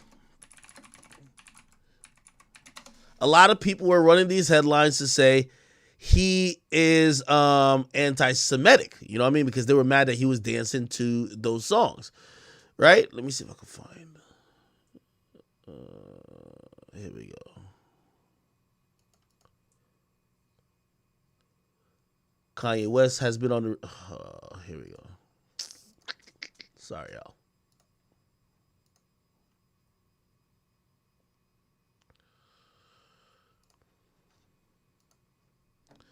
Says Kanye West has been on the receiving end of substantial backlash since the release of his latest singles, Vultures, which was released on Wednesday.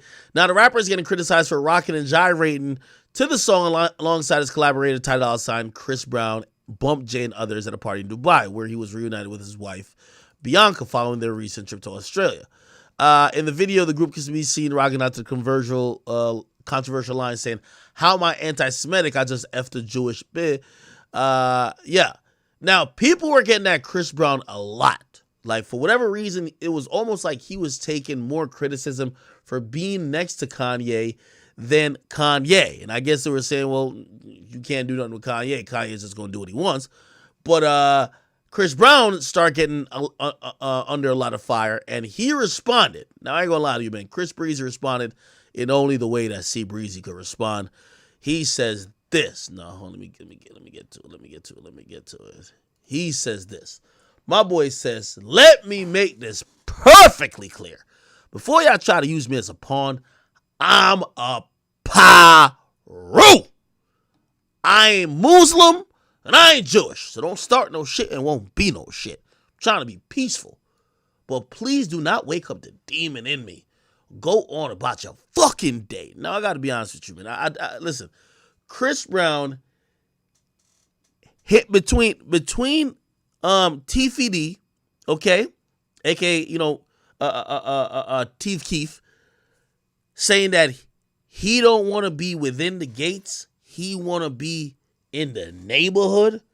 Between that comment today and Chris Brown saying, "I'm a Paru because I ain't Muslim and I ain't Jewish," I gotta say, man, those comments are really battling out for the most ignorant statements made all year.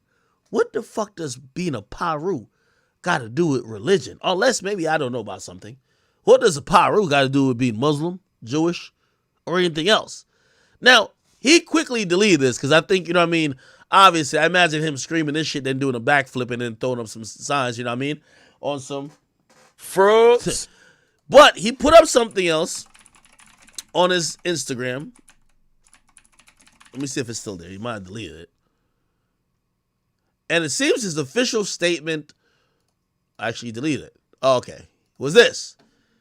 He says, "Yo, I'm in no way, shape, or form am I anti-Semitic. I am pro-life and I make music for the entire world. So please, do not get tricked into thinking I spread hate or I'm cool with it. This is for the millions of young kids that look up to and might be confused." Okay? Now, I have to be honest with you. I didn't think the lyric was that flagrant, but I do have to be honest with, I think the peoples have told us when you say the word Jewish, if you're going to say anything that could be perceived as derogative or singling them out, or, bro, honestly, I don't even know all the rules to it. Basically, niggas, stop mentioning them, bro. Like, that's what they trying to tell you, man. Get off their dick. That's what they trying. Yo, these niggas are trying to tell y'all, man. Get off our dicks before we get you the fuck on out of here, man. You feel me? So Chris Brown, man, listen, they basically saying, when you hear that song, come on, nigga, don't do no fucking gyrations and shit like that. No shoulder rolls, nigga. No head bop. Nigga, you better act like you a zombie. Just, you know what I mean? So, again, this is one of those things where it's not really meant for us to understand. Bruh, them people's really got it. Just leave them alone. Leave them alone. You know what I mean? Especially when I think Chris Brown was trying to send that sentiment like, bruh, you don't want to be beefing with people that you're not even really into it with. You know what I mean? I think what Chris Brown really was saying with his first message, that nigga's a Paru, man. His ops is only gang members. He don't know what the fuck going on in Israel and Palestine. He don't care. He don't know what's going on, bruh. He don't know nothing about nothing. That nigga only know about blood and cribbing. I feel him. Leave that nigga alone. And that's one of the things that I feel like, you know, we're at risk with this whole shit because a lot of people are in fear of making any innocuous comment. Obviously, you know, this was a lyric that kind of trivialized whatever, but on face value, I didn't think it was anti-Semitic, but clearly the peoples have deep. Yeah, matter of fact, Joe, don't even put this up on the channel, please.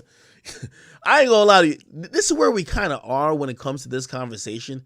We can't even have like a legit conversation of, hey, oh no, you went too far with that, or hey, no, well, you could say this, but this is out of bounds.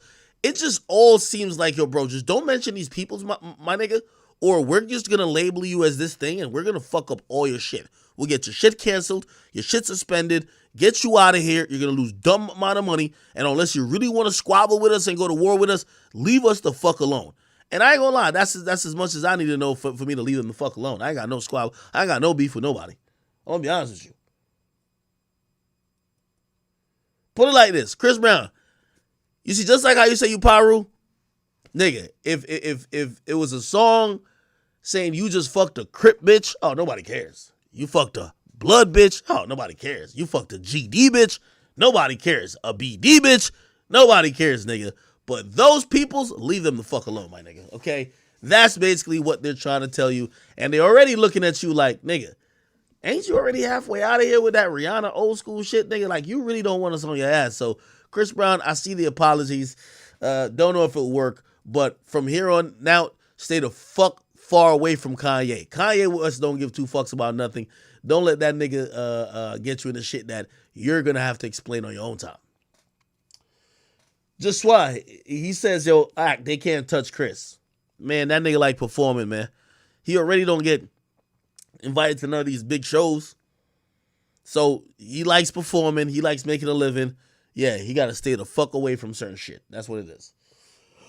Damn. Somebody said Toothy Badass, OJ the Tooth Man, Toothy Mane, Master Teeth, Adam 20 Tooth. Oh, that's a good one. Adam 20 Tooth and LL Toothache. Oh, hell nah. Y'all better stop playing with my boy, man.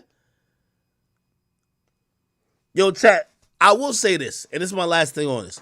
Yo, unfortunately, bro, like, for the people who might either be ignorant or really just asking questions, I feel like there's such a fear to even discuss the conversation of just what is appropriate. Like, there's so many people that's not aiming to offend, right? And I feel like, let's talk about, say, like, white people, right? Like, say you came from another country, from Europe, you came to America.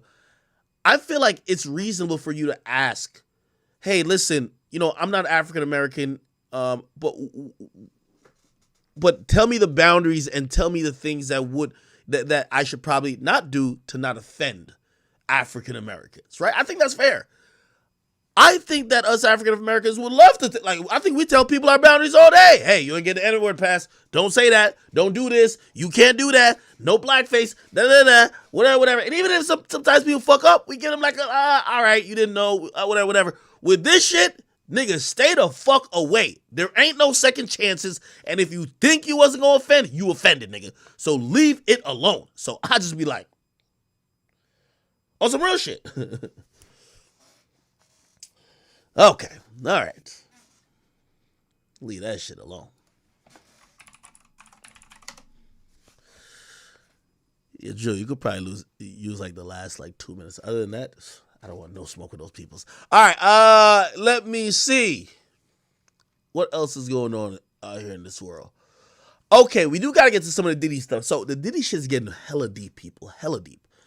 Now, what's kind of happening is that because Cassie withdrew her lawsuit, a lot more entities are seemingly coming out. Obviously, Diddy called 2 more lawsuits, but there's a lot more entities floating around, and people are really starting to, it's almost starting to look like a new Me Too movement for the 90s and early 2000s, where they're looking into certain characters who got away on the first like Me Too wave, and they're trying to get him now. Obviously, Diddy's at the center of it. But it's not only Diddy. They're looking at other people that's kind of connected to it. Like, for example, we do know in one of the lawsuits, Aaron Hall is accused with Diddy of taking turns to allegedly rape a woman, right? Now, remember I told you, like, I don't know if everybody got NDAs or everybody's pussy or everybody think their car about to be blown up and shit like that, but nobody really wants to come out and speak. It's really odd. However, someone seemingly has came out of it. Let me see. Well, first, is Gossip in the City open right now? Okay, their page is closed. All right. Use neighborhood talk. All right. So what happened is that, and let me scroll back. Let me scroll back.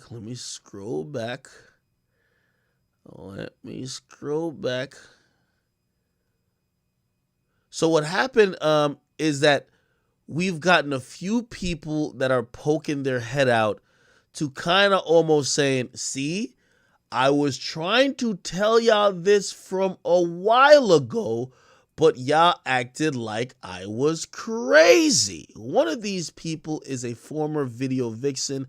Her name is Gloria Velez. Now, let me see if I could pull her up and what she said. If I can't find it here, I'm going to jump quickly to... let me see what else. I'm going to jump quickly to Twitter. Twitter is probably going to have it. And I know there's a Vlad TV interview as well.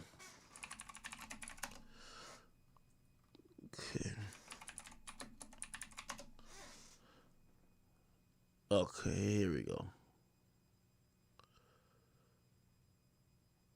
Give me 1 second. So on November 25th, and this is what I'm saying, she's about to get serious a bit. Gloria Velez posted this: South Florida, 1993 and 1994, teen clubs. Whoa. By the way, this is getting dark because it's not only going into grooming and perverted behavior and obviously in some realms of sexual assault, it's getting into pedophilia. Now, by the way, this is one of the most, and I'm going to be honest, you know how y'all said like IQ the only one to speak on this? This is one of the things that nobody wants to speak about in the industry. A lot of our favorites, a lot of our, some like the ones we put up on the pedestal, they're on the Mount Rushmores, they have been known to have sex or courted or dealt with women underage. Now, it's been scrubbed from their legacy. Nobody talks about it. When they're discussed and awarded and heralded as great human beings, nobody talks about, hey, listen, you were a perv when you went and got this girl who was 15. Nobody talks about it anymore. So now Gloria Velez is throwing a curveball into this mix. Here we go. She says South Florida, 1993 teen clubs, where the pedophilia men scouted and groomed. It was their playground. Now, who's Gloria Velez? Obviously, I said she's a former video vixen, but she is the baby mama of Aaron Hall. Who's Aaron Hall? Aaron Hall is accused with Diddy of raping a woman or taking turns to do it. So now we're getting some linkage. She's the baby mama of Aaron Hall. So let's go to Google or YouTube. The baby mama of Aaron Hall, Gloria Velez, Aaron Hall. And she's done interviews talking about Aaron Hall, by the way. Now, obviously, you know, she didn't really name a name here, but a lot of people thought she was talking about, you know, Uncle Luke, who we'll get to at a certain point. But here we go. Let me see.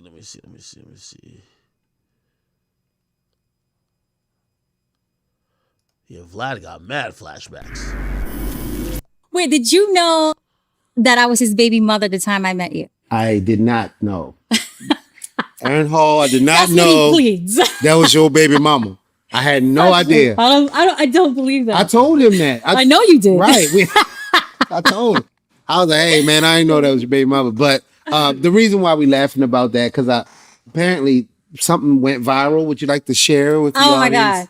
Okay, so as you know, on Vlad TV, Vlad gets people flustered. And he flustered my son's father. And my son's father said a few things that were not so pleasant about me. Oh. But this is 8 years ago. I say this in response to that we're in a better place now. He apologized to me and my son. He's great to my son. And now we have a grandchild. All right, let's get to the real shit, man. She basically was saying, Gloria, she was saying she was getting abused and all that type of shit. Let's get to it. Oh, my bad. Oh, shit. This clip didn't age well. She was staring. Gloria Velez, we can call Luke right now. You know what I mean? He said it in an interview a while back. Look what I'm saying to you. She was standing up with a Jamaican rapper named Mad Lion. Okay, I know who that is.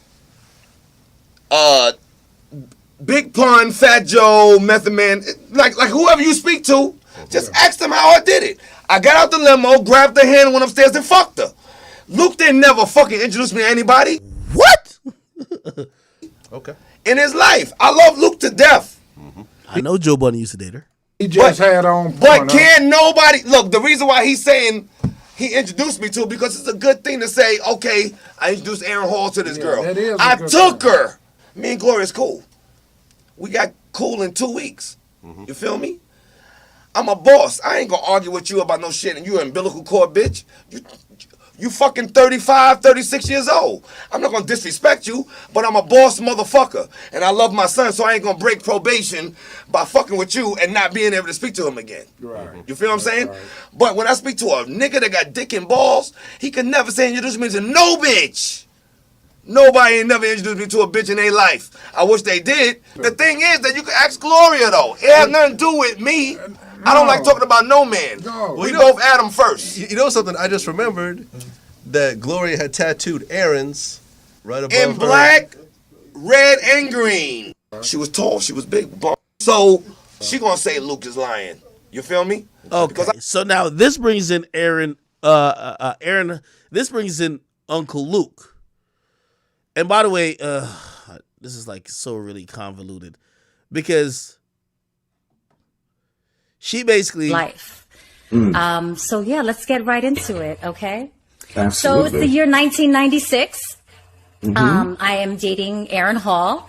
I am 17 years old and pregnant at the time. I know.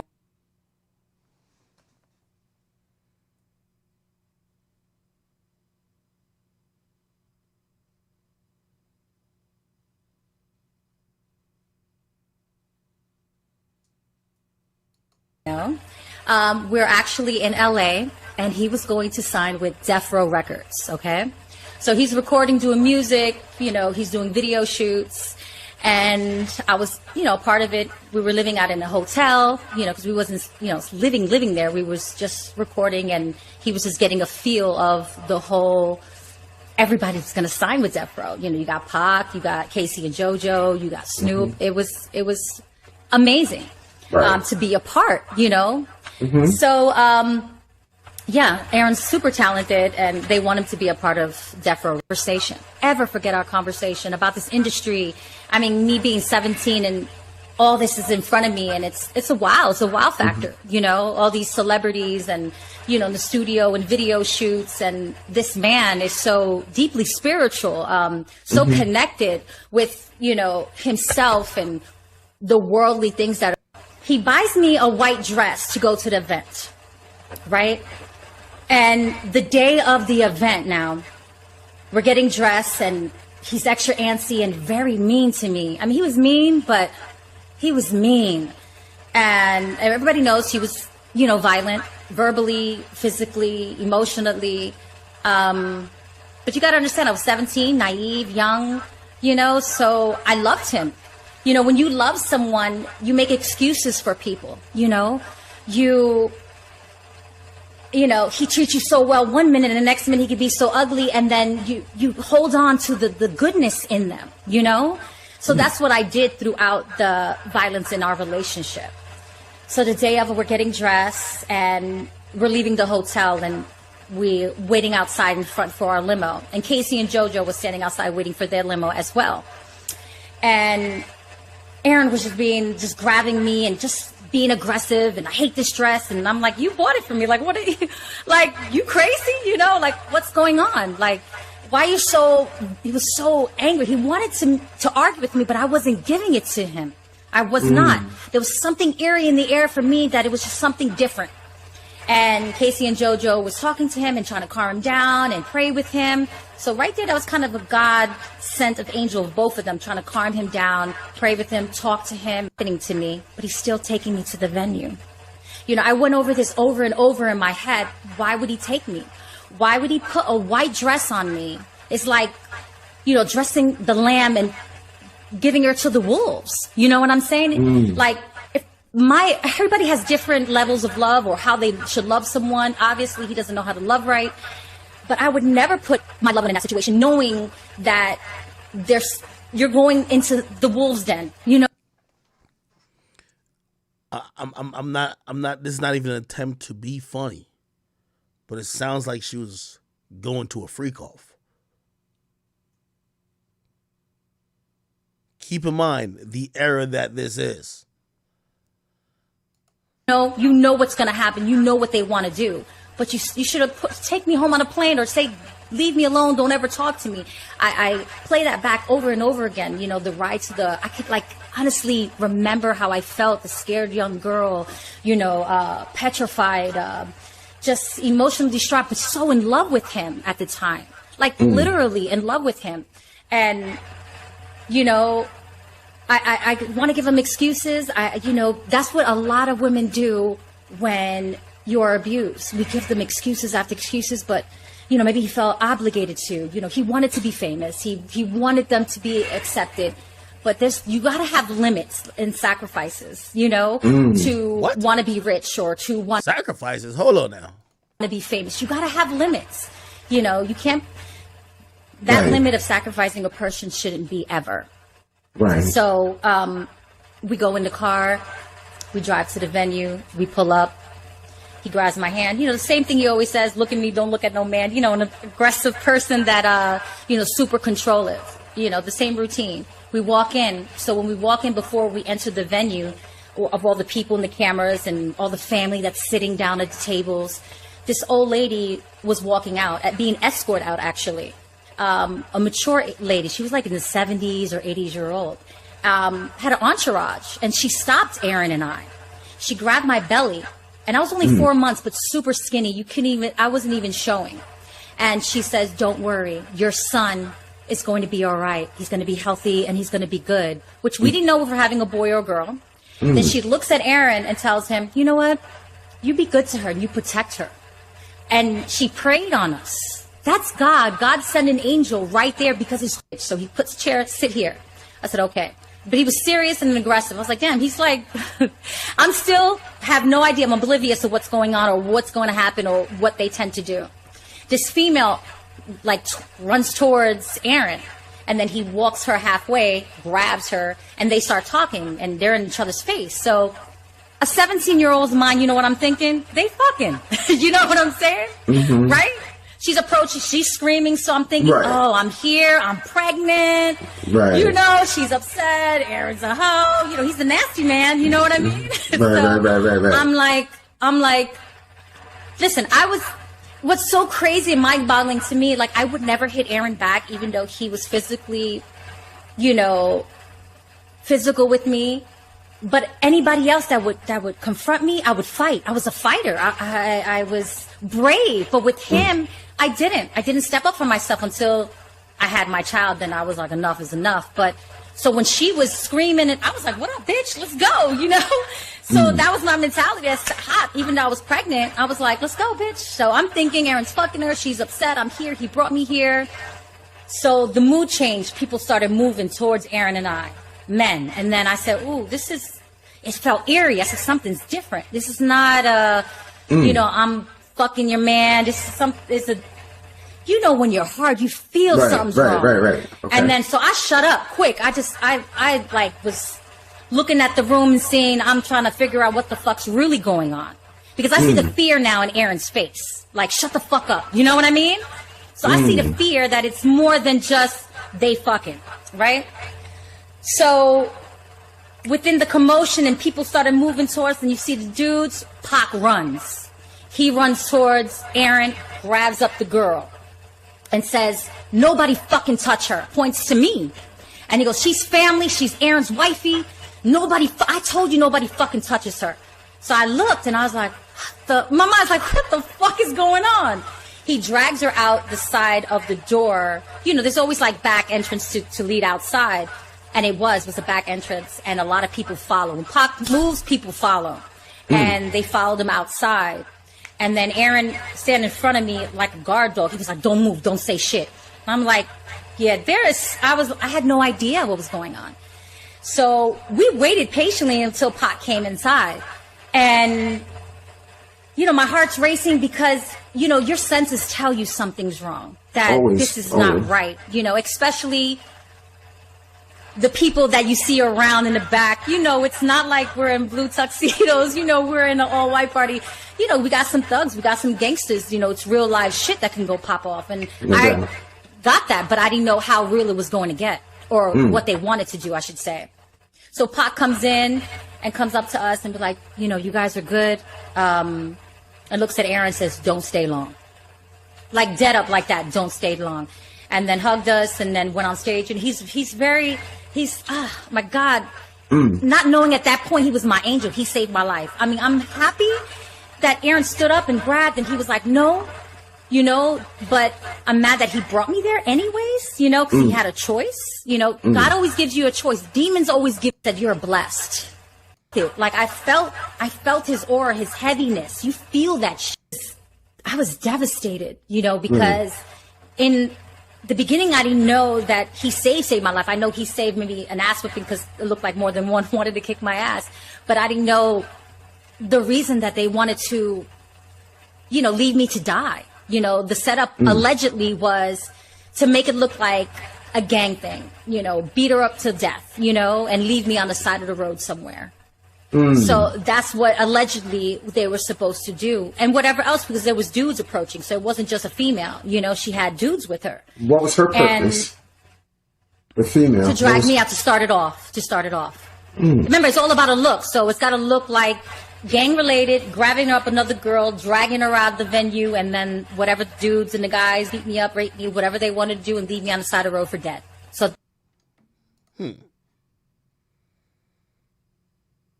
Interesting. So,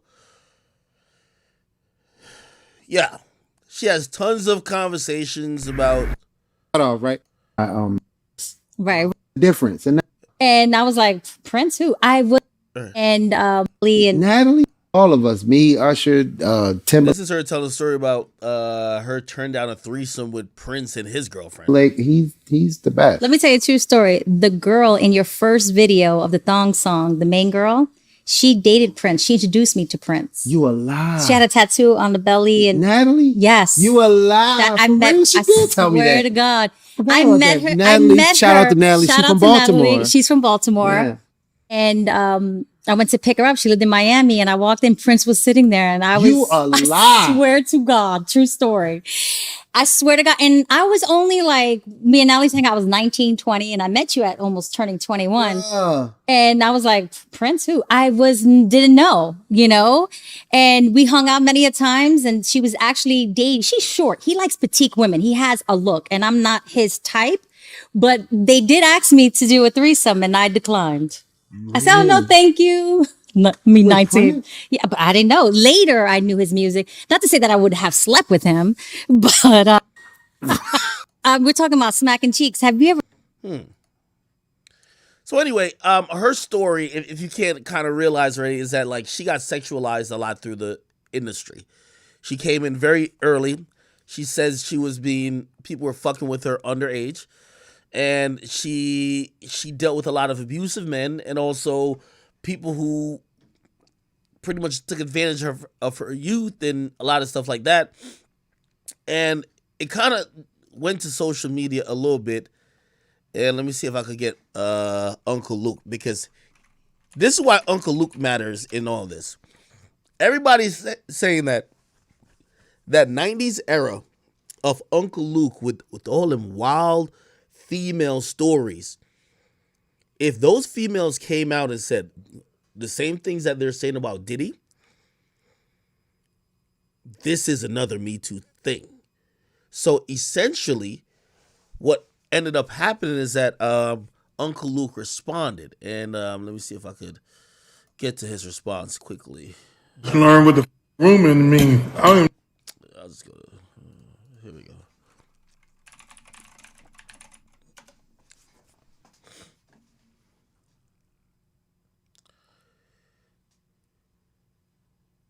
Here's Uncle Luke speaking about it.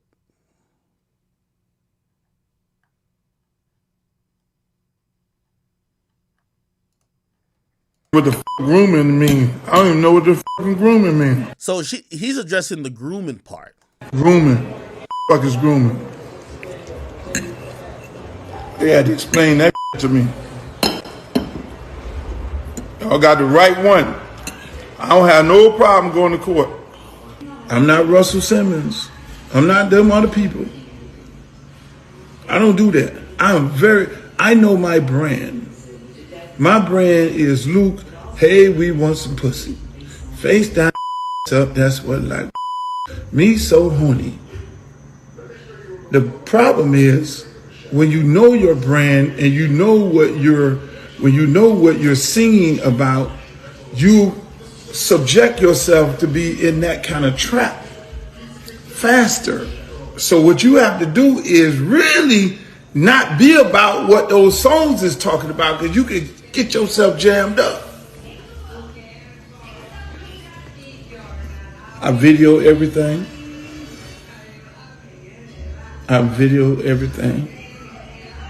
Everybody sign releases. I do shows. Ain't no underage people be doing no show with me.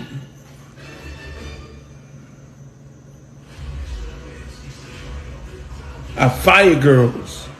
You get caught. I have chaperone for the girls. A one head dancer. It's always one head dancer. And she put everybody in check. So if you're doing, this is not a traveling whorehouse. So you gonna mess around with these other artists, you're gonna get sent home, sweetheart. You get fired. I just learned what the grooming mean. I don't even know what the grooming mean. Grooming. Fuck is grooming? Okay. So, again, his name is coming up in it, right? Keep in mind, we're hearing people from the 90s. By the way, this that started at Cassie. Cassie met Diddy in 2005, 2006, right? It's now expanded because most of these lawsuits, given this law in New York, is coming from the 90s. Diddy caught 2 lawsuits in the 90s, right? The group sex thing that he was doing, Aaron Hall, in the 90s. Luke, from what I know, didn't catch a lawsuit. Luke's in Florida. So right now, we don't have anyone accusing Luke, but we have a bunch of people accusing Diddy.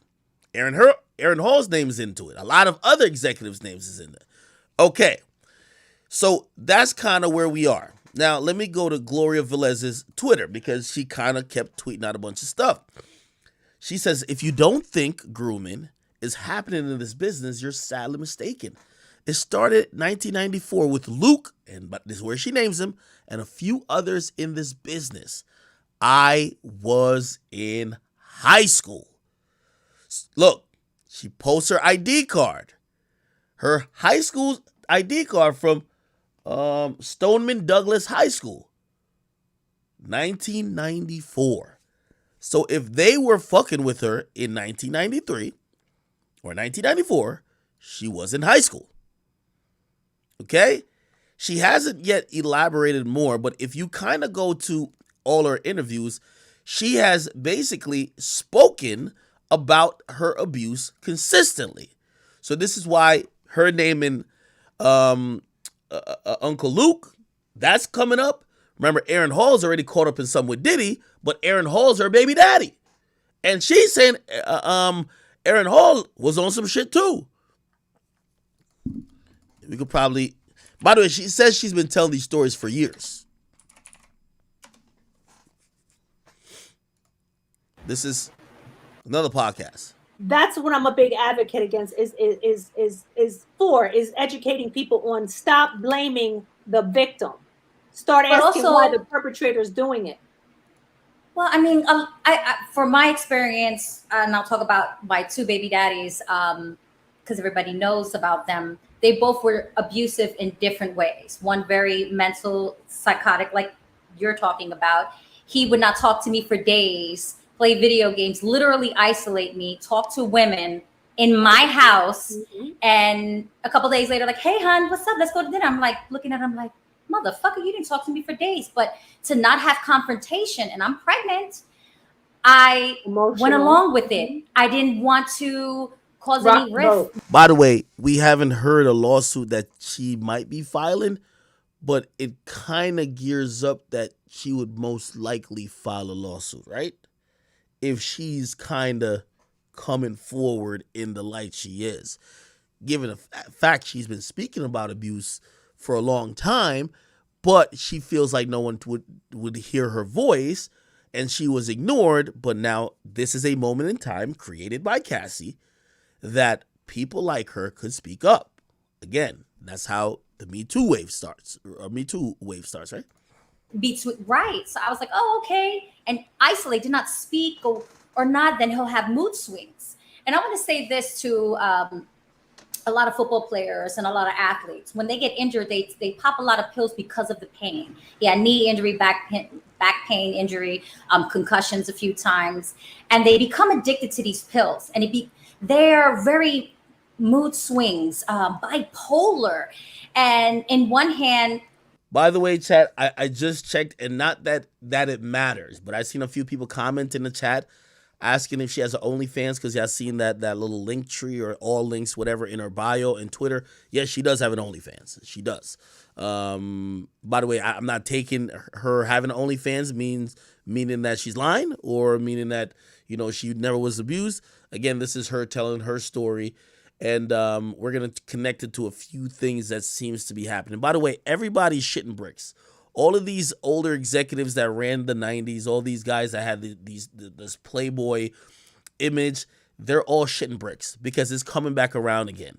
It's coming back around again. You get what I mean? I was scared for my life because I thought he was suicidal and maybe he'll burn the house. I wouldn't sleep well. And I didn't trust him with the baby. So when people are like, why did you leave so early or why did you break up? Because I was scared for my life. They don't got to actually put hands. And he tried one time. I was like, dude, you would go to jail. You would get shot. You would die. That was not happening again. But I tolerated the verbal and emotional abuse because I wanted it to work. I waited 15 years to have another baby, and I chose the wrong man again. And I was mad at myself, like, fuck again. We put all this pressure on. Everybody can be born wealthy, but even the wealthy people have some type of struggle. We all have. Right. Watch some. Okay. All right. So we see that's happening. We see other names getting thrown into the mix. Aaron Hall, Uncle Luke. Uncle Luke he look like he's standing on it. He's standing on business or trying to, saying, hey, I ain't do none of this shit. And actually I have receipts.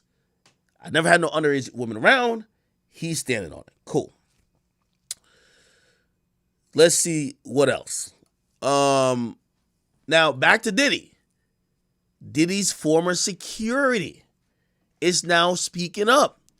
He says this is not meant to be be threats or snitching or anything like that against Cassie or Diddy or anyone else.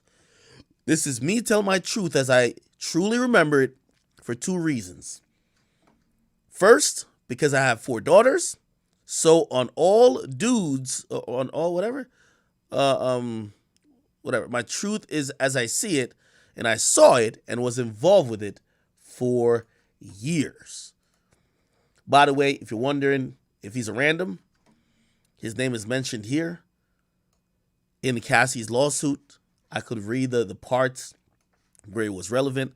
In 2009, after Combs learned that Cassie spoke to another music manager at a party, he became enraged. She had hoped speaking to this manager would allow her to further grow her career and that Diddy would be happy for her, but instead he became extremely angry and pulled her out of the club where the party was taking place. In the car leaving the club, he beat her, pushing her into a corner of the vehicle and stomping her face. Diddy's security staff, Roger Bonds, trying to stop the beating, right? That's his, by the way, that's his head security at the time. And by the way, Gene Deal fits in the story, but Gene Deal is before. He's in the Biggie era. This is post Biggie. Roger Bonds tried to stop the beating and was unable to de-escalate the situation. When the car arrived at Mr. Combs' residence, she attempted to run away, but Combs followed her and proceeded to kick her in the face. She was bleeding profusely and blah, blah, blah, blah. Wow. Okay. He was also mentioned here when it says Miss Ventura spoke to a popular music manager at an after party at a suite in Las Vegas, and Diddy saw her speaking to this manager and sternly told her to step into the bedroom in the adjoining suite. In the bedroom, he beat her severely. She ran from corner to corner of the room, trying to avoid Mr. Combs beating and kicking. When she tried to lock herself in the bathroom, he pushed through and punched and kicked her while she was curled up under the toilet. Her screams were drowned out by the loud music playing outside the hotel suites. When Mr. Combs, head of security, which is Roger Bond, an assistant, saw Mrs. Ventura after the assault, they began to cry. Miss Ventura had 2 black eyes, a burst and a bruised lip, and a huge welt on her forehead. Keep in mind, this is very important right here. Remember, Cassie's naming 2 people, and this is telling me a lot. I hope you guys are catching on too.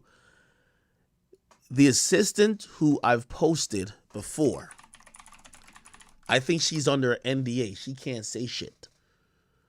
Or we think she can't say shit. This is Diddy's assistant. Black women end up being sacrificed for the fuckery. Last 11 years of my life, I had to deal with everyone's nonsensical allegiance to the devil.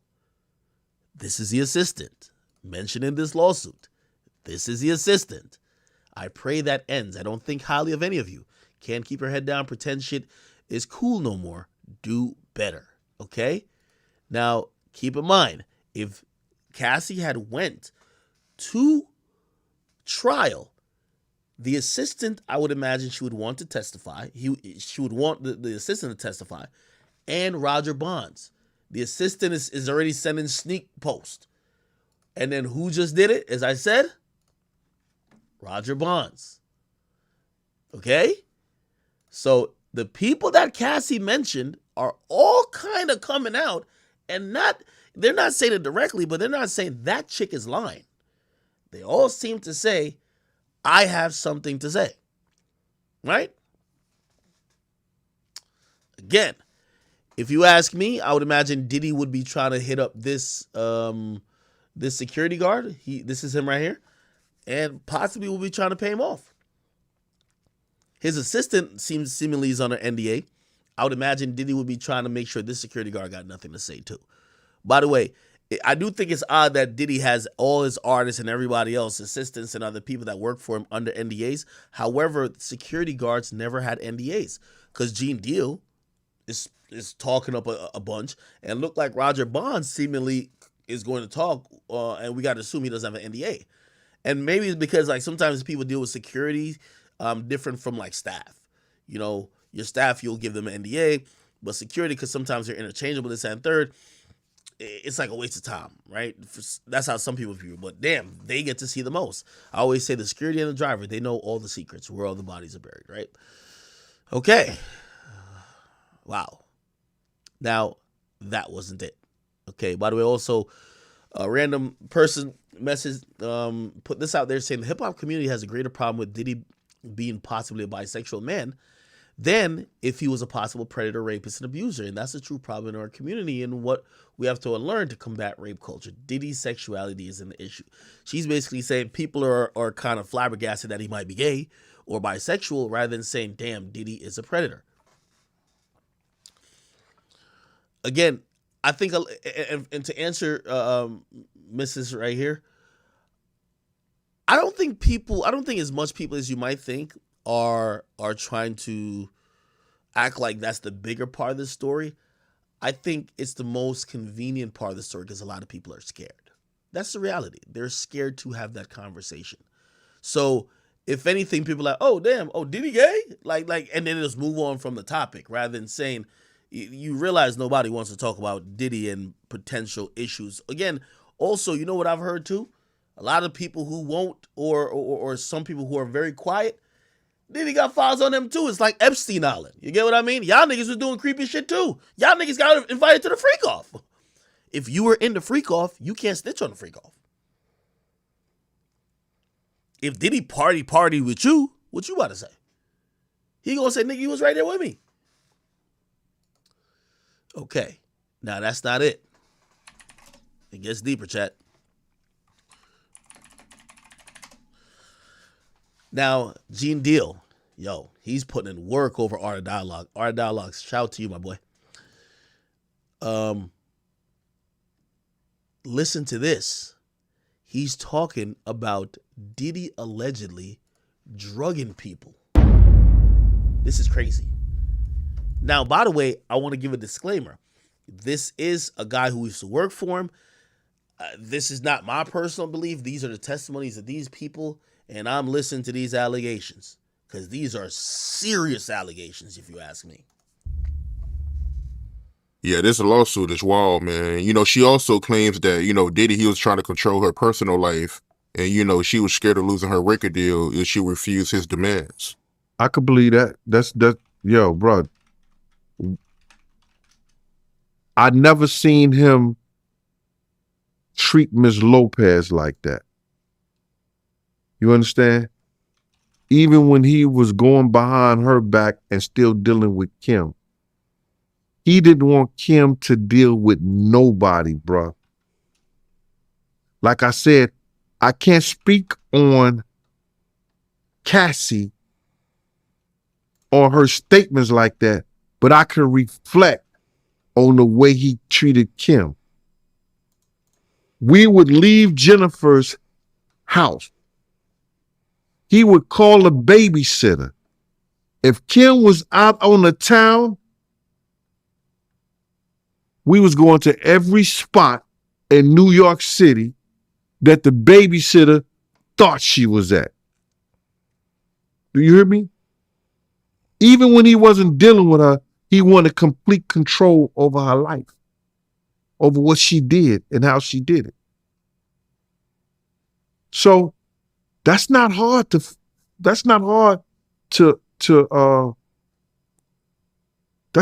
believe. And plus she was way younger than Kim. Wow, man. And me looking at this lawsuit, she say that, you know, Diddy, he forced her to do drugs. I mean, she recalled a time where, you know, Diddy gave her a blue pill, and later on she found out that it was ecstasy. That's one of Diddy's MO. I know a former record executive during the time that they gave Donna Ross that anniversary in California. One of his former record executives met with him. And I guess he was trying to pray with him or whatever. But he tried to give him a pill. That's his MO. I'm gonna take a piss real quick, Chad. He just showed you his hand. That's his MO, bro. All I can say is that he financed and supported the same thing he did with Cassie is the same thing he did with Kim. Made sure that the drugs was there. And speaking of financing, right, she also said in this lawsuit that, you know, after Diddy would abuse her, he would buy her gifts. I remember times going to, you know, he would never let us see him do the things to Kim. You know what I'm saying? Because unless we was in a hotel, because see, when he was in a hotel, when we went away, Puff always had the presidential suite. I had the suite right next to him. Like in the Swiss Hotel, the Ritz-Carlton, wherever we stayed at, stuff like that. Always stayed next to him because I was the one who had to open the door, let people in, let people out. When we go to Detroit, wherever we went, always had the room next to him. So my door had always had to stay open to the suite. So you wouldn't see him physically abuse them, but they may come out the room and you could tell something had happened. It's certain people that he wouldn't do his bullshit around. Heavy D, Wolf. Hey, chat. Thank you for the donation. Who's this? Dragon, he says, "Ak, how come no one from the rock and roll community is getting sued? Why is it only black men getting attacked? It seems weird." No, that's not true. It's not true. I'm telling you, it's a time period. It's not necessarily hip hop. If you look at Axl Rose, got sued for alleged violent sexual assault by a former model.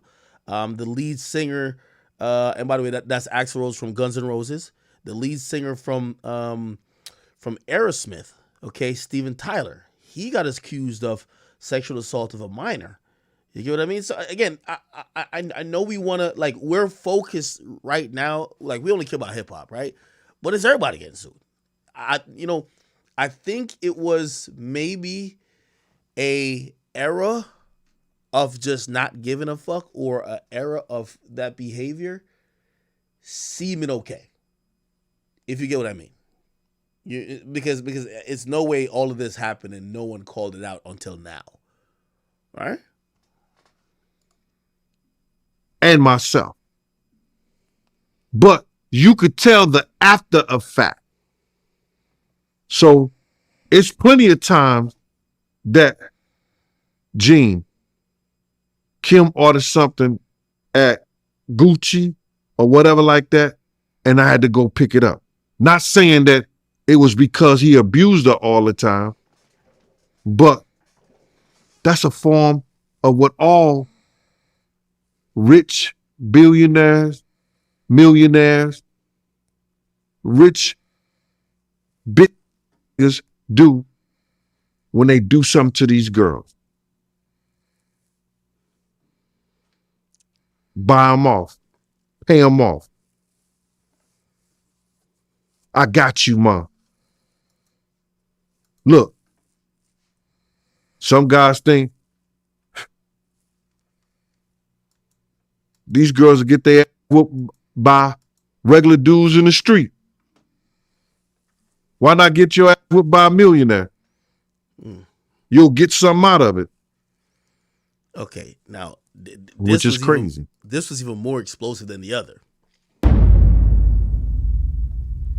Again, salute to Art of Dialogue. So, and that's what they would call it, freak-off sessions, when, Cassie, she'll have sex with the male prostitute while he'll masturbate. Yo, he gave this crazy, interesting angle, which I don't know why I didn't think about it first, because I'm like, damn. I was just constantly thinking about Cassie having sex with some of these dudes, not realizing, hey, connect the dots. He puts it together pretty good. Here you go. Bruh, I can't say that. When I used to see him swing, it was always with him, another dude, and two girls. You know what I'm saying? When he was swinging with other people, you know what I'm saying? He always had other girls in the room or another guy in the room, even with his girl Kim, and he was swinging with her. So that freak off things, but him videotaping and everything like that, no, I can't say that I was privy to that. But you knew what was going on, and just in the instant when people got it confused when I said, when he was in the room with Sarah and her girlfriend, and he had Ja Rule and him in the room. Yo, I didn't know they was doing anything freaky until Ja came out and said, yo, y'all didn't want to be in there because there's a lot of freaky things going on. So I guess that was one of those freak off sections. But other than that, I couldn't say anything. And you knew Diddy, and at one point you and him was real cool. Do you believe everything she's saying about these freak-off sessions? Listen, that girl went through some tumultuous shit that she never thought that she would ever have to go through being in the music business. Do you understand that? I've been next to people who are top in the game in the music business. And they had said to me, yo, I had to suck a lot of to get to this position. What? You understand? They have said that. So I can imagine what that little girl went through with old boy. She ain't lying that thing, because if she would have lied, he would have fought her tooth and nail. He would have fought her tooth and nail, bruh. Don't get it messed up, Art. He would have fought her tooth and nail. That little girl ain't lied nothing that. She ain't lied about none of that. Do you know what she's going through? She know what she's going to go through for the rest of her life? Her kids going to go back and see this on the internet? Right. And she also said in this lawsuit, man, that, Diddy, he came off as a mentor, but later down the line, he became too controlling. My position on him, he was never a father figure, bruh. You understand? He was a groomer. He was. We keep hearing that word, y'all. He was an addict. He was somebody that was a, what you call those? I've lost all of my terminologies when I was working as a BCW or a child abuse worker. But he was an individual that preyed on this young girl, using her dreams, her talents, holding it hostage for his own benefit. He groomed her. He wasn't no father. He was no father figure to her, bruh.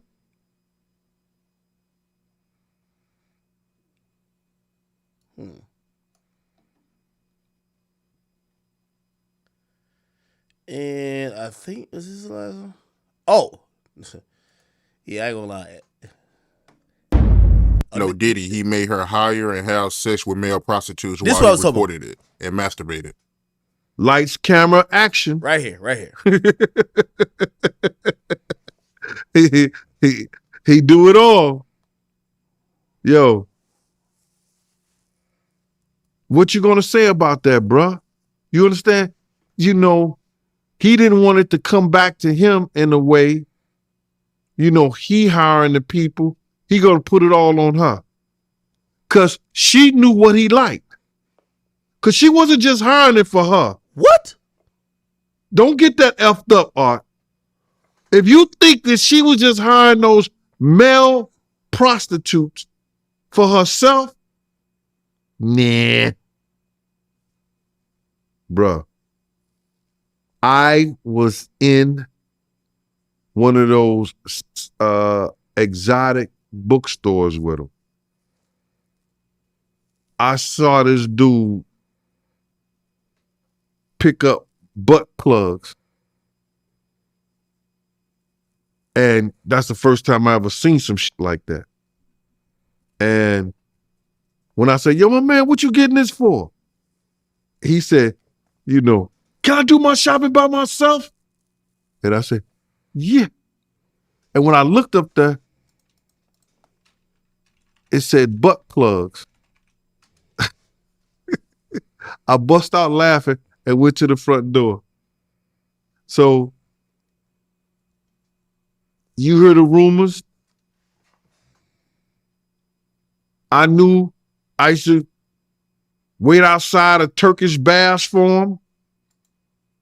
You know what they do in the Turkish baths? What? No, I don't. Oh, you don't? Okay. That's where a lot of gay men meet. And they all take hot baths together.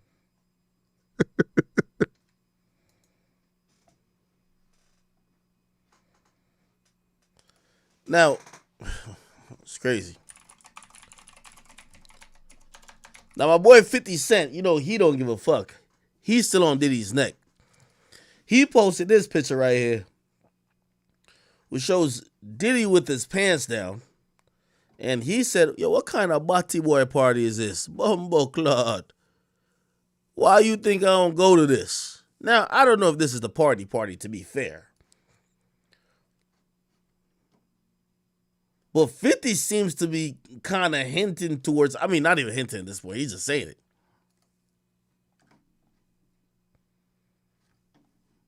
And the last video I wanted to play was him talking about Danny Lee Kane. Any man that tried to start a relationship with her. Bruh. He know who to do that shit to. You understand what I'm saying? It's certain dudes that he'll do that to because he could get away with it quick enough, or he got somebody behind him, or he got some people there. They no matter gonna take his weight for. There's only so far he gonna go himself. There's only so far he gonna go himself. So now you know he gonna come at you hard, try to play it off, because he know if he do anything and it comes back to him, it's a lawsuit. He slapped somebody, hit somebody, that's a payday for them. But he'll make up that whole atmosphere, and then he'll look at one of the bouncers or look at somebody a certain way, and they'll take over his mess. So I could see him coming at somebody hard like that. But by itself, he ain't gonna bust a grape in a wine factory. But he don't have to. Right. But I want to ask you, right? And I know you ain't signing. I know you ain't signing NDA, clearly. But did he make his artists sign NDAs and people that work for him? Well, a lot of these rappers, a lot of these industry people, anybody who does business nowadays with the internet, they have NDAs, non-disclosure. That means that if you work for them, you around them, you can't disclose any of the information about them. It's the same thing that he gave to all his artists. Okay. Now, I know some of this shit is kind of unbelievable. And by the way, you know, I'm processing the information myself, so I don't even want to, you know, again, I gotta say this because I don't want these motherfuckers trying to sue a nigga. But let me tell you, man, we gotta start thinking about the 90s as a, you know, as a different time. You know, some of our heroes. I mean, shit, people have even gone back to even question Hove. In 2007, Hove did an interview, and this is what he said. When I met her. Well, don't you remember how long it was? Yeah, when I met her. I mean, was it 5 years ago? Was it? I met her 10 years ago. Now, I want to keep this. You want to keep this in mind. This interview was in 2007. He's talking about when he met his now wife Beyonce. I met her 10 years ago. Okay. But you know, how long have you known her? Wow, a long time. How long? 10 years? However long she's been recording. That's when I met her. Well, don't you remember how long it was? Yeah, when I met her. I mean, was it 5 years ago? Was it? I met her 10 years ago. Okay, so he said 10 years ago. Now, by the way, this obviously could, you know, just be a mistake. But we could possibly just look up when was Beyonce born. Remember, 10 years ago from 2007 would be 1997, right? And if Beyonce was born in 1981, how old would she be in 1997? Now, you don't have to take a genius to figure out the math. If she's born in 1981, in 1997, she would be about 16 or 17. Now, again, this could be a Freudian slip by Jay-Z. And also, because he met her then doesn't mean he dated her then. Which I think he clarifies he dated her, like, not exactly when he met her, But then some people use the word or the term. The term would.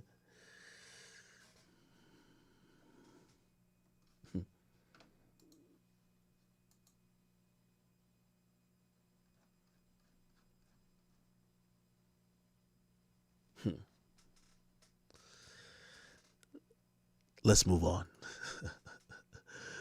One more time. When I met her. Well, don't you remember how long it was? Yeah, when I met her. I mean, Was it 5 years ago? Was it? I met her 10 years ago. But did you say to yourself at that time, "Wow"? I said, yeah, that's a fantastic talent. Was that what you said? Yeah. Yeah, because You saw talent before you saw talent before you saw anything Yeah, else. because she was singing like a rapper. It was her first song with Wyclef, and she was singing really fast, and I was like, why is she singing so fast, and how is she? And then she was on key and everything. I was like, oh, that's a talented person right there. Yeah. Back to Sony, you said people speculate about. By the way, in 1997. Her song with Wyclef, so it looked like it was 10 years ago. Which in 1997, which... Let's do it one more time.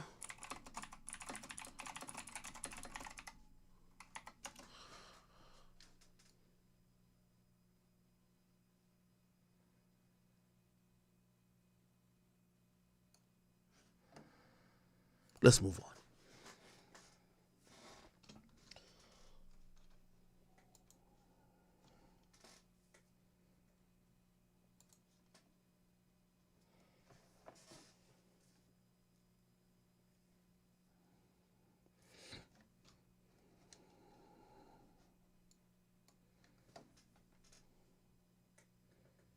Chad, don't blame me. The fuck? I ain't do nothing.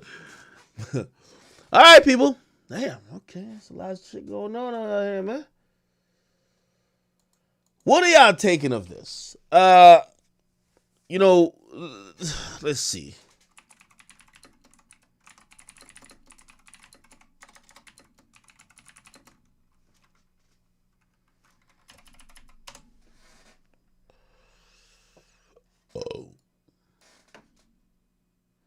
Remember the woman who came out recently and was like kind of supporting, Cassie and shit like that, who allegedly was like really good friends with the now deceased baby moms of Diddy, Kim Porter.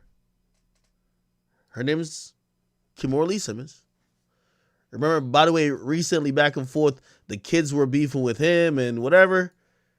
And she was saying how much of whatever about him. When did they meet? They first met in 1992. He was 35. She was 17. A sophomore in high school.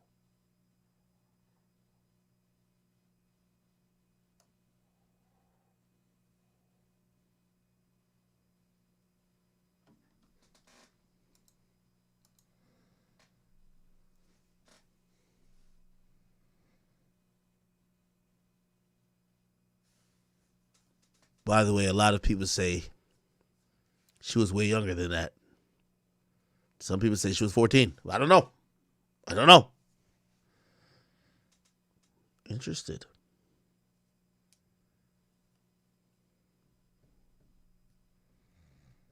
Someone said, hold up. Yo, we can't be laughing about topics like this. Nigga said, how the hell she's a 17-year-old sophomore? Bruh.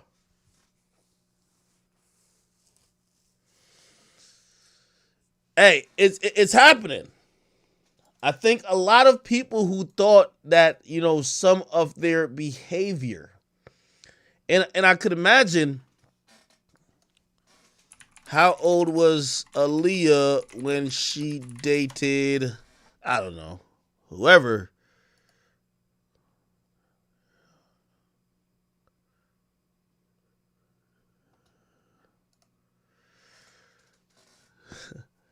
Let me not start no more.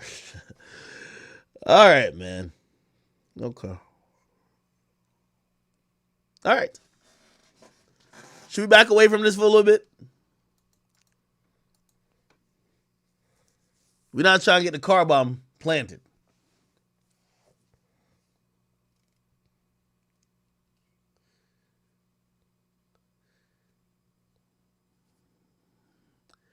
Hey, the point is this. I think some of the most powerful people in the game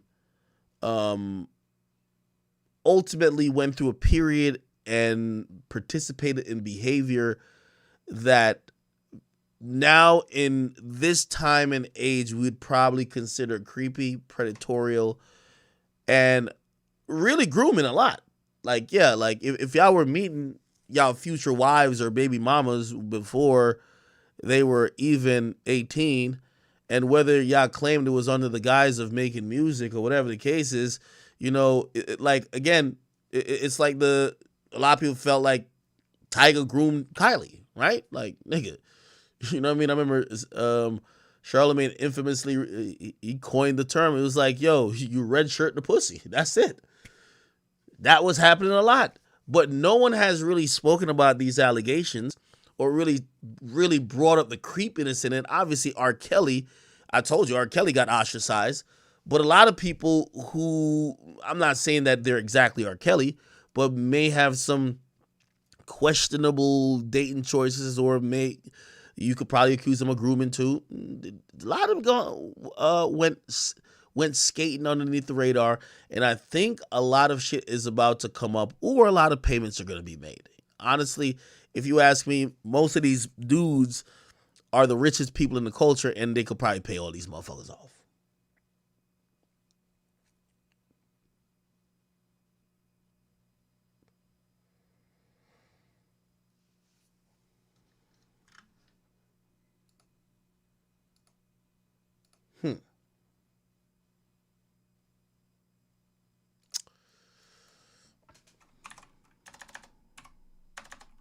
I think we played this already. We played this already. Again, I don't even think that the interesting part is, you know, kind of acknowledging that Puff had a brownstone, I believe, Like, on I played 35th this, right? Street and like Park Avenue between Park. It's some brownstones down there. I believe 35th or 36th, and Mace was staying there, and I went to use the bathroom, and it was a dildo on the bathroom sink. And when I came out, I asked him what's about. He like, that's homeboy's joint. You know, I don't know what it's about. He always have girls over here, but I don't know. I said, well, this on your sink. This is your bathroom. You using this bathroom. I don't know where his bathroom at. You know what I'm saying? So, and that's word to my son, because stop breathing. I swear But you to know God. what? Guys use dildos on girls sometimes. That's true. We seen some. But he said, I'm not saying he didn't. Right. I'm You just seen telling it on you the what I sink. It was seen. just awkward. I'm not saying that that it was for either one of their personal use. I'm just telling you what I saw. Puff had a brownstone, I believe. Interesting. Yeah, I mean, honestly, like this might just be a lot about nothing, because I think there's a lot of people that are hoping there's gonna be like some type of person or figure that's gonna stand up and say, hey, listen, we need to have a conversation about this. I'm gonna be honest with you, I think this is why a lot of people play ball in the industry, because at the top, you know, and this is what I personally believe, any type of, when people think about Illuminati, this is what it really is. The people at the top want to stay at the top, and they want to keep, and the way they stay at the top is to keep the people below isolated, beefing with each other, and not focusing on them. So the people who you would expect to speak up against Diddy that were his peers and also powerful, they won't. They probably have their own skeletons. And none of them are going to really rock the boat, you know, and no pun intended, to make anything substantial or even have this conversation on a bigger level, because it's not one of them was doing it. I think all of them were doing it. It's not like it's like the steroid era. Like, it's only a few motherfuckers who actually came out and called it out, and those were the only ones not taking steroids. They missed out on the boat. Everybody else was like, well, we didn't see nothing. Yeah, because it was an era of debauchery. There was an era of creepiness. There was an era where people thought it was okay And I don't know if it was accepted or it was looked upon as like dope or cute to have some like, super young girl with you. I don't know. Give me 1 second. Let me see. What the fuck? Gotta make sure I get to everything. I don't want to switch topics without. Wait, where is it?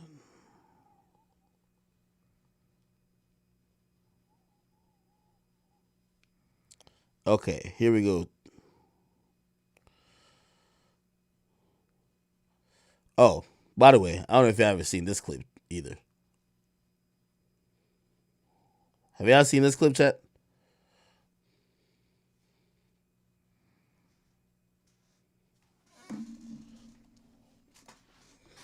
Again,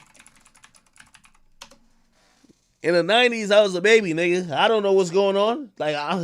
Hey, listen, I'm just doing some Googling. I'm just figuring the shit out with y'all. So don't get mad at me. You feel me? Don't get mad at me. What's your favorite rappers was doing in the 90s?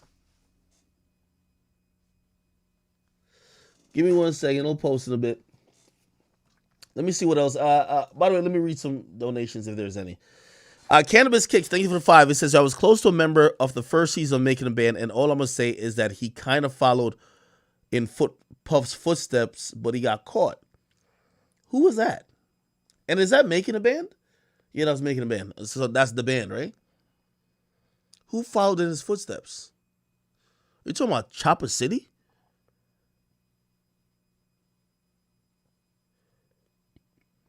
Brian Morton, thank you for the $4.99. He says, look into Diageo. By the way, somebody told me I was saying that name wrong the whole time. Diageo's lawsuit with Diddy and then wanted to step down. Well, right now, they don't want him to step down because of these allegations. They don't want to, they're going to spend a shit ton of money on the next quarter or the next year, the next fiscal year, in terms of marketing the product, De Leon. And again, remember it's a joint venture, and Diageo, they put up money. Before, every time they put up money for marketing, Diddy was always the face of the brand. So it was money promoting Diddy being the face of the brand, and now they're coming back to say that is no longer viable because of what's going on with him. Have y'all seen this, chat? Age was Foxy Brown's son. I wasn't paying attention to Foxy Brown. But that's... I didn't sign Foxy Brown. I'm I'm just asking a question. I'm on the block. I'm responsible for everything. You the boss. Yo, don't beat around the bush. Say what you want. I'm to just say. What do you mean by that question? I'm just asking. What are you insinuating? I'm not insinuating. I just asked the question. I thought Foxy was like 16. That's all I'm saying. It sounds like you, all I'm saying is in this industry we live in these glass houses. It seems like you got a question for Jay. Ask her. Bingo. Keep asking me questions when I.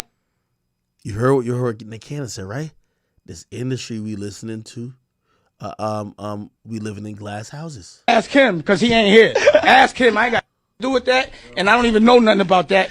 You playing. You my man. I know, not with me. When you say that Foxy was 16 when she got signed, why did you say that just now? When I first was introduced to who Foxy was, I thought there was something between Foxy and Jay. Yeah, Jay. At what age?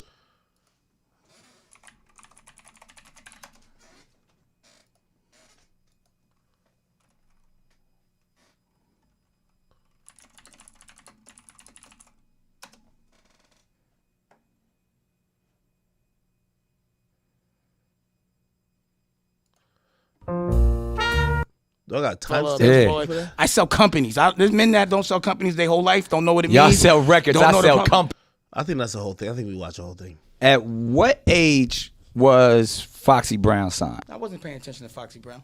But that's... I didn't sign Foxy Brown. I know Stop you putting did. me I'm in just that. asking a You keep question. asking because I'm on the block. I'm responsible for everybody. I don't know You the nothing about boss. that. Yo, don't beat around the bush. You're definitely too young if you don't know who Foxy Brown is. Say what you want I'm to say. just What do you mean by that question? I was just asking. What are you insinuating? I'm when not you ask me insinuating. about I just Foxy asked the Brown? question. I thought Foxy was like 16. That's all I'm saying. It sounds like you. All I'm saying is in this industry when we live in these glass houses. It seems like you got a question. This is one of the reason. This is the reason why I personally believe that it's not gonna happen. Really, you know what I mean? I think all of the relevant people are going to, like, they all live in glass houses. So it's like, if they celebrate Puff coming under fire, what does it mean for them? You know what I mean? Because it's not going to end with Puff. As I just mentioned to y'all, they mentioned Uncle Luke, they mentioned a few other people. So it's going to keep continuing. So it is what it is. Question for Jay. Ask him. Y'all keep asking me questions y'all want to ask him because he ain't here. Ask him. I ain't got shit to do with that, and I don't even know nothing about that. You playing. You my man. I know, not with me. But you playing. When you say that Foxy was 16 when she got signed, why did you say that just now? When I first was introduced to who Foxy was, I thought there was something between Foxy and Jay. Oh, you gotta ask Jay. But that's the question you're trying to ask me. But You're a funny cat. I ain't know. I forgot you was that funny. All right. Crazy shit. All right. Let me see. What? Somebody said what? Somebody said Foxy said Jay gave her STD. No, she didn't. What?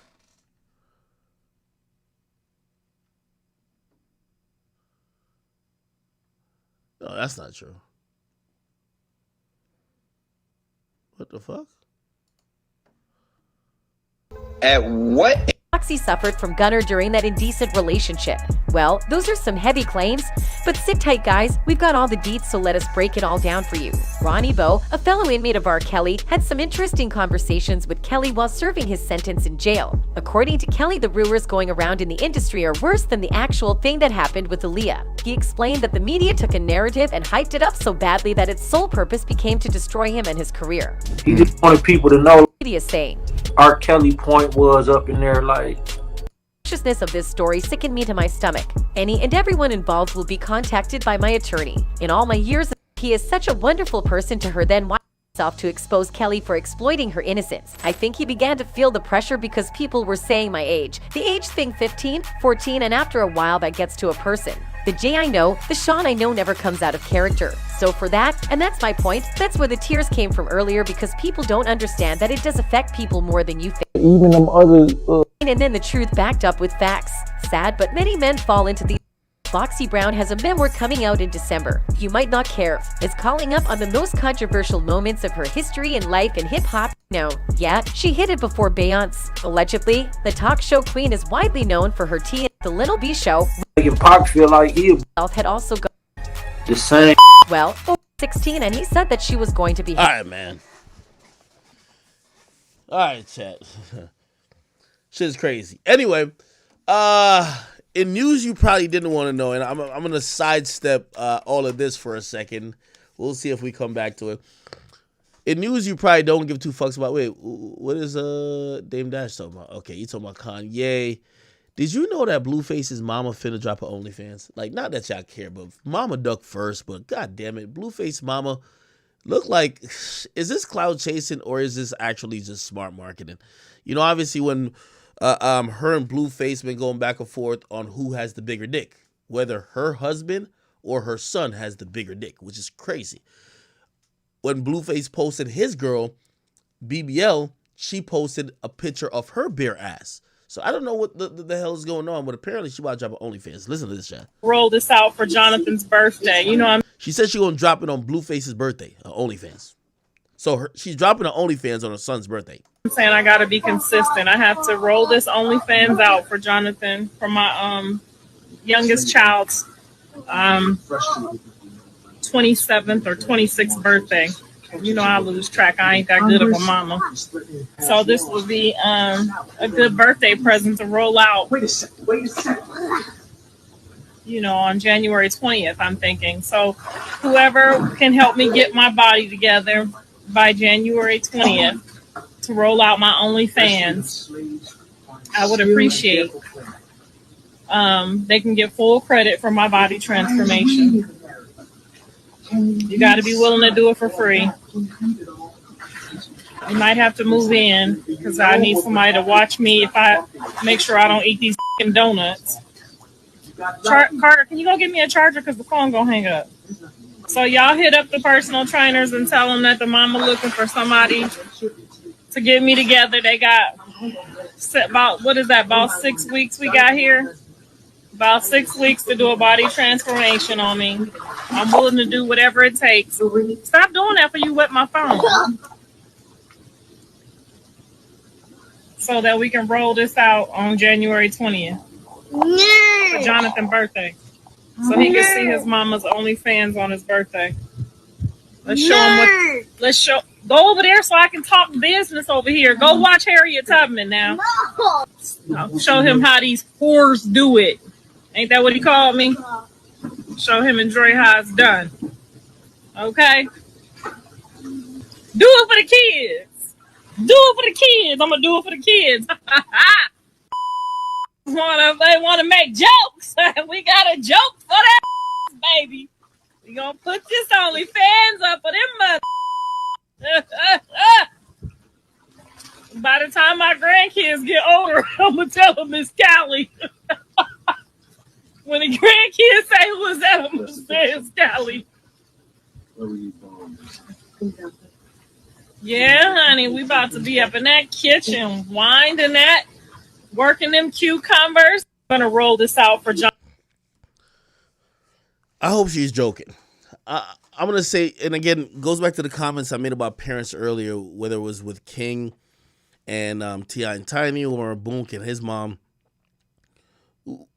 A lot of times we see the crazy and ridiculous things that the child says. Like, for example, Blueface has said certain shit to his mom that I'm like, yo, damn. Remember he kicked his mom out the crib one time when he just got on the scene, you know what I mean? He was talking about, yo, like basically that he cared more about Crippin than he cared about his own blood. You know what I mean? And I think we got to start realizing that some of these parents are flawed too. Not saying these kids are right for how they're acting, but these parents are flawed too. When your mama is on Instagram trying to compete with your girl and trying to have you feel a way about yourself because of her new man, and she's talking about your penis and you're talking about her body, and it's this petty, I gotta imagine that there's some psychological work needed to be done. This is kind of like over the line, which, by the way, I don't think she sees it that way. I definitely do, but I don't think she sees it that way. You get what I mean? So I'm hoping she gets the help she needs. I think we could kind of tell why Blueface turns out the way he turned out, because at first I was like, Blueface is an asshole, and I'm like, if you grew up with a mom like this, that's this petty, that, you know, everything what Blueface was saying about her, I was like, yo, this gotta be capping. By the way, I don't agree that he said it about her, but now she's over here, I don't know if it's threatening or promising to drop an OnlyFans to basically get naked like a bunch of, like the rest of the whores that he's talking about. I think that's rather sad, if you ask me. All right? Oh, well, let me see. What else? Yo, Brown Skin Dragon, what's good with you? You see a train wreck, you can't look away. You're right. I don't know how they do such a good job. And by the way, again, I think the kids are gonna really be the people who get affected by all this. But there's always something going on in Krishan, Blueface, and the new girl's life. Not new girl, I mean Jaden Alexis' life. That is gonna captivate you, even if you're thinking like, this is gonna cause lifelong. Go ahead, take a nice. Okay, all right. Enough of that, though. Enough of that. Okay, what haven't I covered? Damn, we almost have 5:00. Holy shit! All right, chat. I know we almost got 10,000 people here. By the way, you guys are so gracious. We almost had 10,000 people rocking with us at 5 a.m. in the morning. Yo, chat, I'm going to call it a night. We still got to talk about, I'll do this tomorrow. King Von's sister cutting off NBA Youngboy in the club. Tyrese. This thing is wilding out. He said people keep, talking about his situation. Clearly, we have Hitmaker who's trying to now come back and clarify that he's not fucking Tink, even though who's believing him. Money Man said niggas just stole $400,000 out of his car. Probably some more Diddy stuff is gonna come out tomorrow, because when isn't it coming out? And pause on that, by the way.